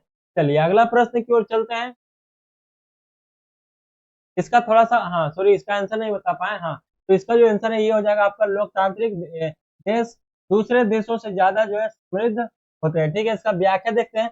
प्रश्नानुसार लोकतांत्रिक देश दूसरे की तुलना में ज्यादा समृद्ध होते हैं। लोकतंत्र के पक्ष में अच्छा तर्क नहीं है, क्योंकि भारत जैसे कुछ लोकतांत्रिक देश अब भी आर्थिक रूप से विकसित हो रहे हैं, जबकि संयुक्त अरब अमीरात जैसे राजतंत्र वाले देश आर्थिक रूप से समृद्ध है। ठीक है, तो इसका कहने का मतलब आप देखें, जो लोकतंत्र है वो आज भी विकास हो रहा है, मतलब आज भी जो है वो गरीब के गरीबी है, मतलब नॉर्मल कंडीशन में है, लेकिन जहाँ पर राजतंत्र है वो बिल्कुल जो है अमीर है, समृद्ध है राष्ट्र है। ठीक है, जैसे कि संयुक्त अरब अमीरात, यूएई, दुबई के बारे में ये बोल रहा है। ठीक है, चलिए अगला चलते हैं प्रश्न की ओर। अगला प्रश्न है, निम्नलिखित में से आवर्त सारणी में तत्वों का कौन सा गुण प्रदर्शित जो है नहीं है? परमाणु त्रिज्या, घनत्व, विद्युत ऋणात्मक, आयनिक त्रिज्या। तो ये हो जाएगा आपका विद्युत ऋणात्मक। क्या हो जाएगा? विद्युत ऋणात्मक हो जाएगा। आवर्त सारणी में ये तो वही चीज दिया हुआ है। चलिए अगला है कि स्वामित्व के आधार पर कंपनी को किस क्षेत्र की कंपनी के रूप में जाना जाता है? निजी क्षेत्र, सेमी निजी क्षेत्र, सार्वजनिक क्षेत्र, सेमी सार्वजनिक क्षेत्र। तो इसे जो है निजी क्षेत्र के रूप में जाना जाता है। चलते हैं अगला प्रश्न की ओर देखते हैं। अगला प्रश्न है आप सभी का 85 नंबर। 85 नंबर के स्वामित्व के आधार पर किसको, ये तो हो ही चुका है, इसको भारत की प्रमुख इस्पात कंपनी है, क्या है? तो इस्पात कंपनी है जमशेदपुर में स्थित। इस कंपनी की स्थापना 25 अगस्त 1907 को जो है दोरा वजी टाटा द्वारा की गई थी। यह दुनिया की 5वीं सबसे बड़ी इस्पात कंपनी है। यह एक निजी क्षेत्र की कंपनी है। ठीक है, चलिए याद रखिएगा, दुनिया का सबसे जो है बड़ी 5 कंपनी में से ये आता है। कौन? तो यहाँ पर देख सकते हैं, ये जो हमारा टिस्को कंपनी है कि जमशेदपुर में, और ये टाटा के द्वारा ही है ये। ठीक है, तो याद रखिएगा टाटा वाला ही है। अगला है कि राज्य खाद्य सुरक्षा सूचकांक 2023 के अनुसार सर्वश्रेष्ठ, तो ये नहीं आएगा, इसको हम लोग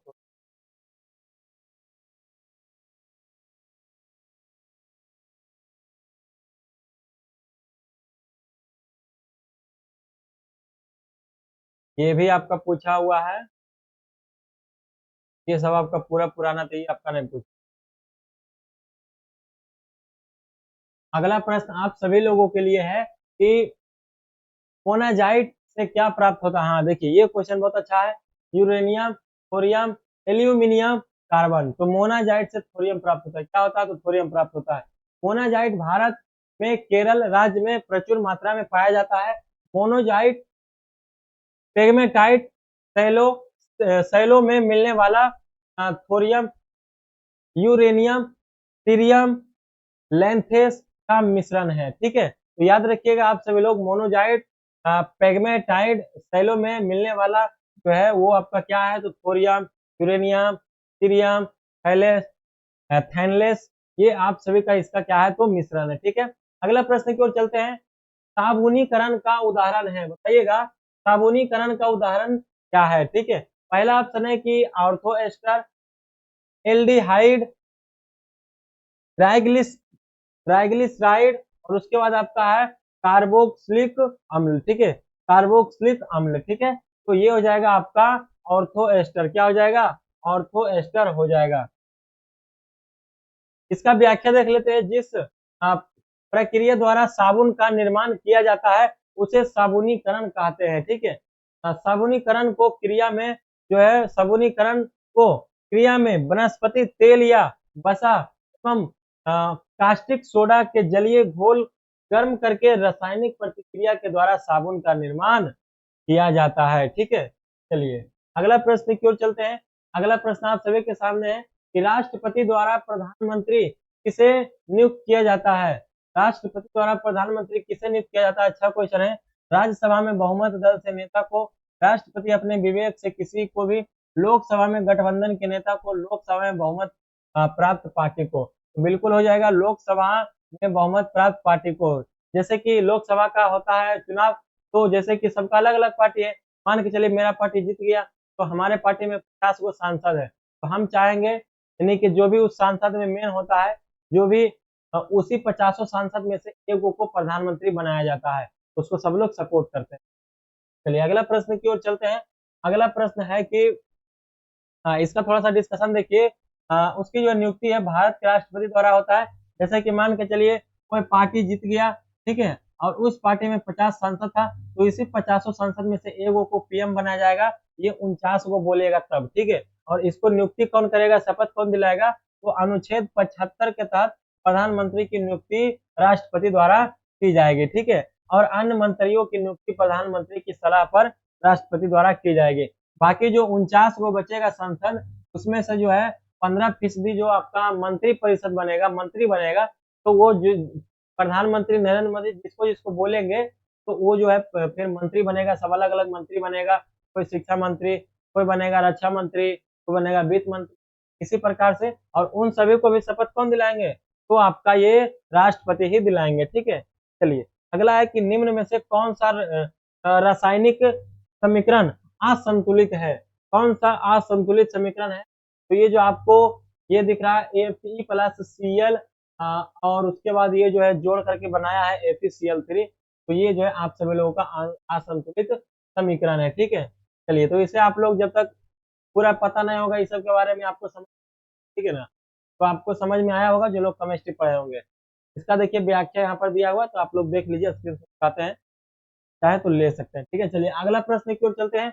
अगला प्रश्न आप सभी के सामने है कि जैव निम्नीकरणीय पदार्थ निम्नलिखित में से कौन से नहीं है? बचा हुआ खाद्य पदार्थ, कोयला तथा कागज, प्लास्टिक के थैले, या तो फिर गोबर तथा धान की भूसी। तो ये हो जाएगा प्लास्टिक के थैले। क्या हो जाएगा? प्लास्टिक के थैले जो है जीव निम्नीकरणीय पदार्थ निम्न कौन से नहीं? प्लास्टिक की जो थैली है वो नहीं है। ठीक है, यहाँ पर देखिए है जीव निम्नीकरण पदार्थ जीवाणु या अन्य जीवित जीवों द्वारा विघटित होने में जो है सक्षम होते हैं। जैसे कि बचा हुआ खाद्य पदार्थ, कोयला, कागज, गोबर तथा धान की भूसी, ये सब जो है वो यूज ले सकता है, लेकिन प्लास्टिक वाला जो थैली है उसे कौन खा सकता है? कोई नहीं खा सकता है। तो इसीलिए जो है ये आपका जैव निम्न करणीय पदार्थ नहीं। अगला प्रश्न की ओर चलते हैं।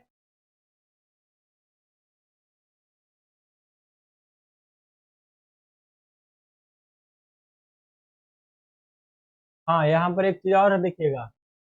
अजैव निम्नीकरणीय पदार्थ वे पदार्थ जो जीवाणु और कवक जैसे आप घटकों की क्रिया से आप घटित नहीं होते हैं, जैसे कि आपका रबड़, कांच, प्लास्टिक, नायलॉन। तो ये आपका जैव निम्नीकरण ये नहीं था, ये आपका अजैव में आ जाएगा प्लास्टिक, ठीक है।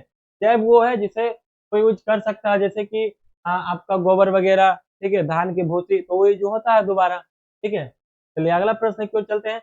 अगला प्रश्न है कि असहयोग आंदोलन को महात्मा गांधी द्वारा किस घटना के कारण स्थगित कर दिया गया था?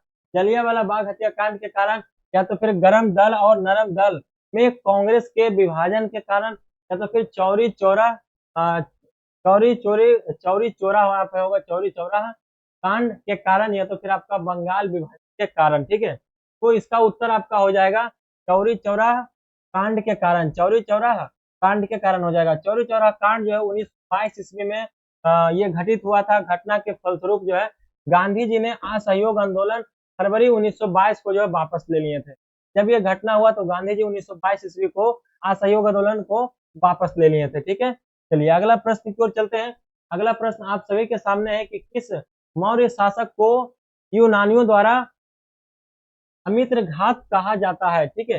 किस मौर्य शासक को यूनानियों द्वारा अमित्र घात कहा जाता है? बिंदुसार को, अजातशत्रु को, बिंबिसार को, या तो फिर अशोक को। तो ये किसको कहा जाता है? तो बिंदुसार को। यहाँ पर देखिए एक अलग है, एक बिंदुसार है और एक आपका बिंबिसार है, इसमें कंफ्यूजन है बिंदुसार को, ठीक है। बिंदुसार जो है 297 से 272 ईसा पूर्व में जो है को यानी कि यूनानियों द्वारा अमित्र घात कहा जाता था, ठीक है, जिसका अर्थ है शत्रुओं का वध, ठीक है। क्या है? तो शत्रुओं का वध। ऊपर चलते हैं, इसमें और देखते हैं क्या दिया हुआ है, थोड़ा सा डिस्कशन। शत्रुओं को वध करने वाला बिंदुसार भारत के दूसरे मौर्य सम्राट और मौर्य वंश के संस्थापक चंद्रगुप्त मौर्य के पुत्र थे। कौन थे? तो बिंदुसार जो था वो चंद्रगुप्त मौर्य के क्या था? तो बेटा था, ठीक है। कुछ विद्वानों के अनुसार बिंदुसार ने दक्कन से लेकर मैसूर तक विजय जो है प्राप्त किया था, ठीक है। अगला क्वेश्चन है 360 डिग्री प्रदर्शन मूल्यांकन प्रणाली को किसने लागू किया? भारतीय तटरक्षक बल, भारतीय थल सेना, भारतीय नौसेना, भारतीय वायुसेना। तो ये किया था भारतीय नौसेना। किसने किया था? भारतीय नौसेना ने किया था, ठीक है। चलिए अगला प्रश्न की ओर चलते हैं। इससे पहले इसमें तो डिस्कशन वाला कुछ है नहीं उतना खास, ठीक है, इसे हम लोग छोड़ते हैं, ठीक है। चलिए अगला प्रश्न की ओर चलते हैं। अगला प्रश्न आप सभी के सामने है कि भारत में किस संस्था द्वारा सूचकांक प्रदाताओं के लिए विनियामक ढांचे को मंजूरी दी जाती है? बताइएगा, नाबार्ड के द्वारा कि आरबीआई के द्वारा कि आईआईएफएल के द्वारा कि सेबी के द्वारा? तो ये सेबी के द्वारा मंजूरी दी जाती है, ठीक है। चलिए अगला प्रश्न की ओर चलते हैं, थोड़ा सा इसका डिस्कशन देख लेते हैं हम लोग। भारतीय प्रतिभूति और विनिमय बोर्ड यानी सेबी ने जो है प्रतिभूति बाजार में के बेंचमार्क को नियंत्रित और प्रशासनिक करने में पारदर्शिता और जवाबदेही बढ़ाने के लिए सूचकांक प्रदाताओं के लिए एक नियामक ढांचे को मंजूरी दी है, ठीक है। सूचकांक प्रदाता ये वित्तीय सूचकांकों के मूल्यों को बनाने यानी कि मूल्यों को जो बनाने बनाए रखने और गणना करने के लिए जिम्मेदार संस्थाएं हैं। वित्तीय सूचकांक वित्तीय बाजारों के एक विशिष्ट खंड के प्रदर्शन के एक जो संख्यांकी माप है, ठीक है। चलिए अगला प्रश्न की ओर चलते हैं। अगला प्रश्न है 97 नंबर। यदि एक शेयर का मूल्य 40 रुपया है तो देखिए मैथ है, तो आप लोग इसको बनाइएगा। इसका आंसर आएगा 11,000, ठीक है। कितना आएगा? तो 11,000 आएगा। अगला प्रश्न है, इसका देखिए यहाँ पे बनाया हुआ भी है, तो आप लोग देख लीजिए, स्क्रीनशॉट चाहे तो ले सकते हैं, ठीक है। चलिए अगला प्रश्न की ओर चलते हैं। अगला प्रश्न आप सभी के सामने है कि एस्ट्रोसैट किस देश द्वारा लॉन्च किया गया है? तो ये भारत के द्वारा। किसके द्वारा? तो भारत के द्वारा लॉन्च किया गया है।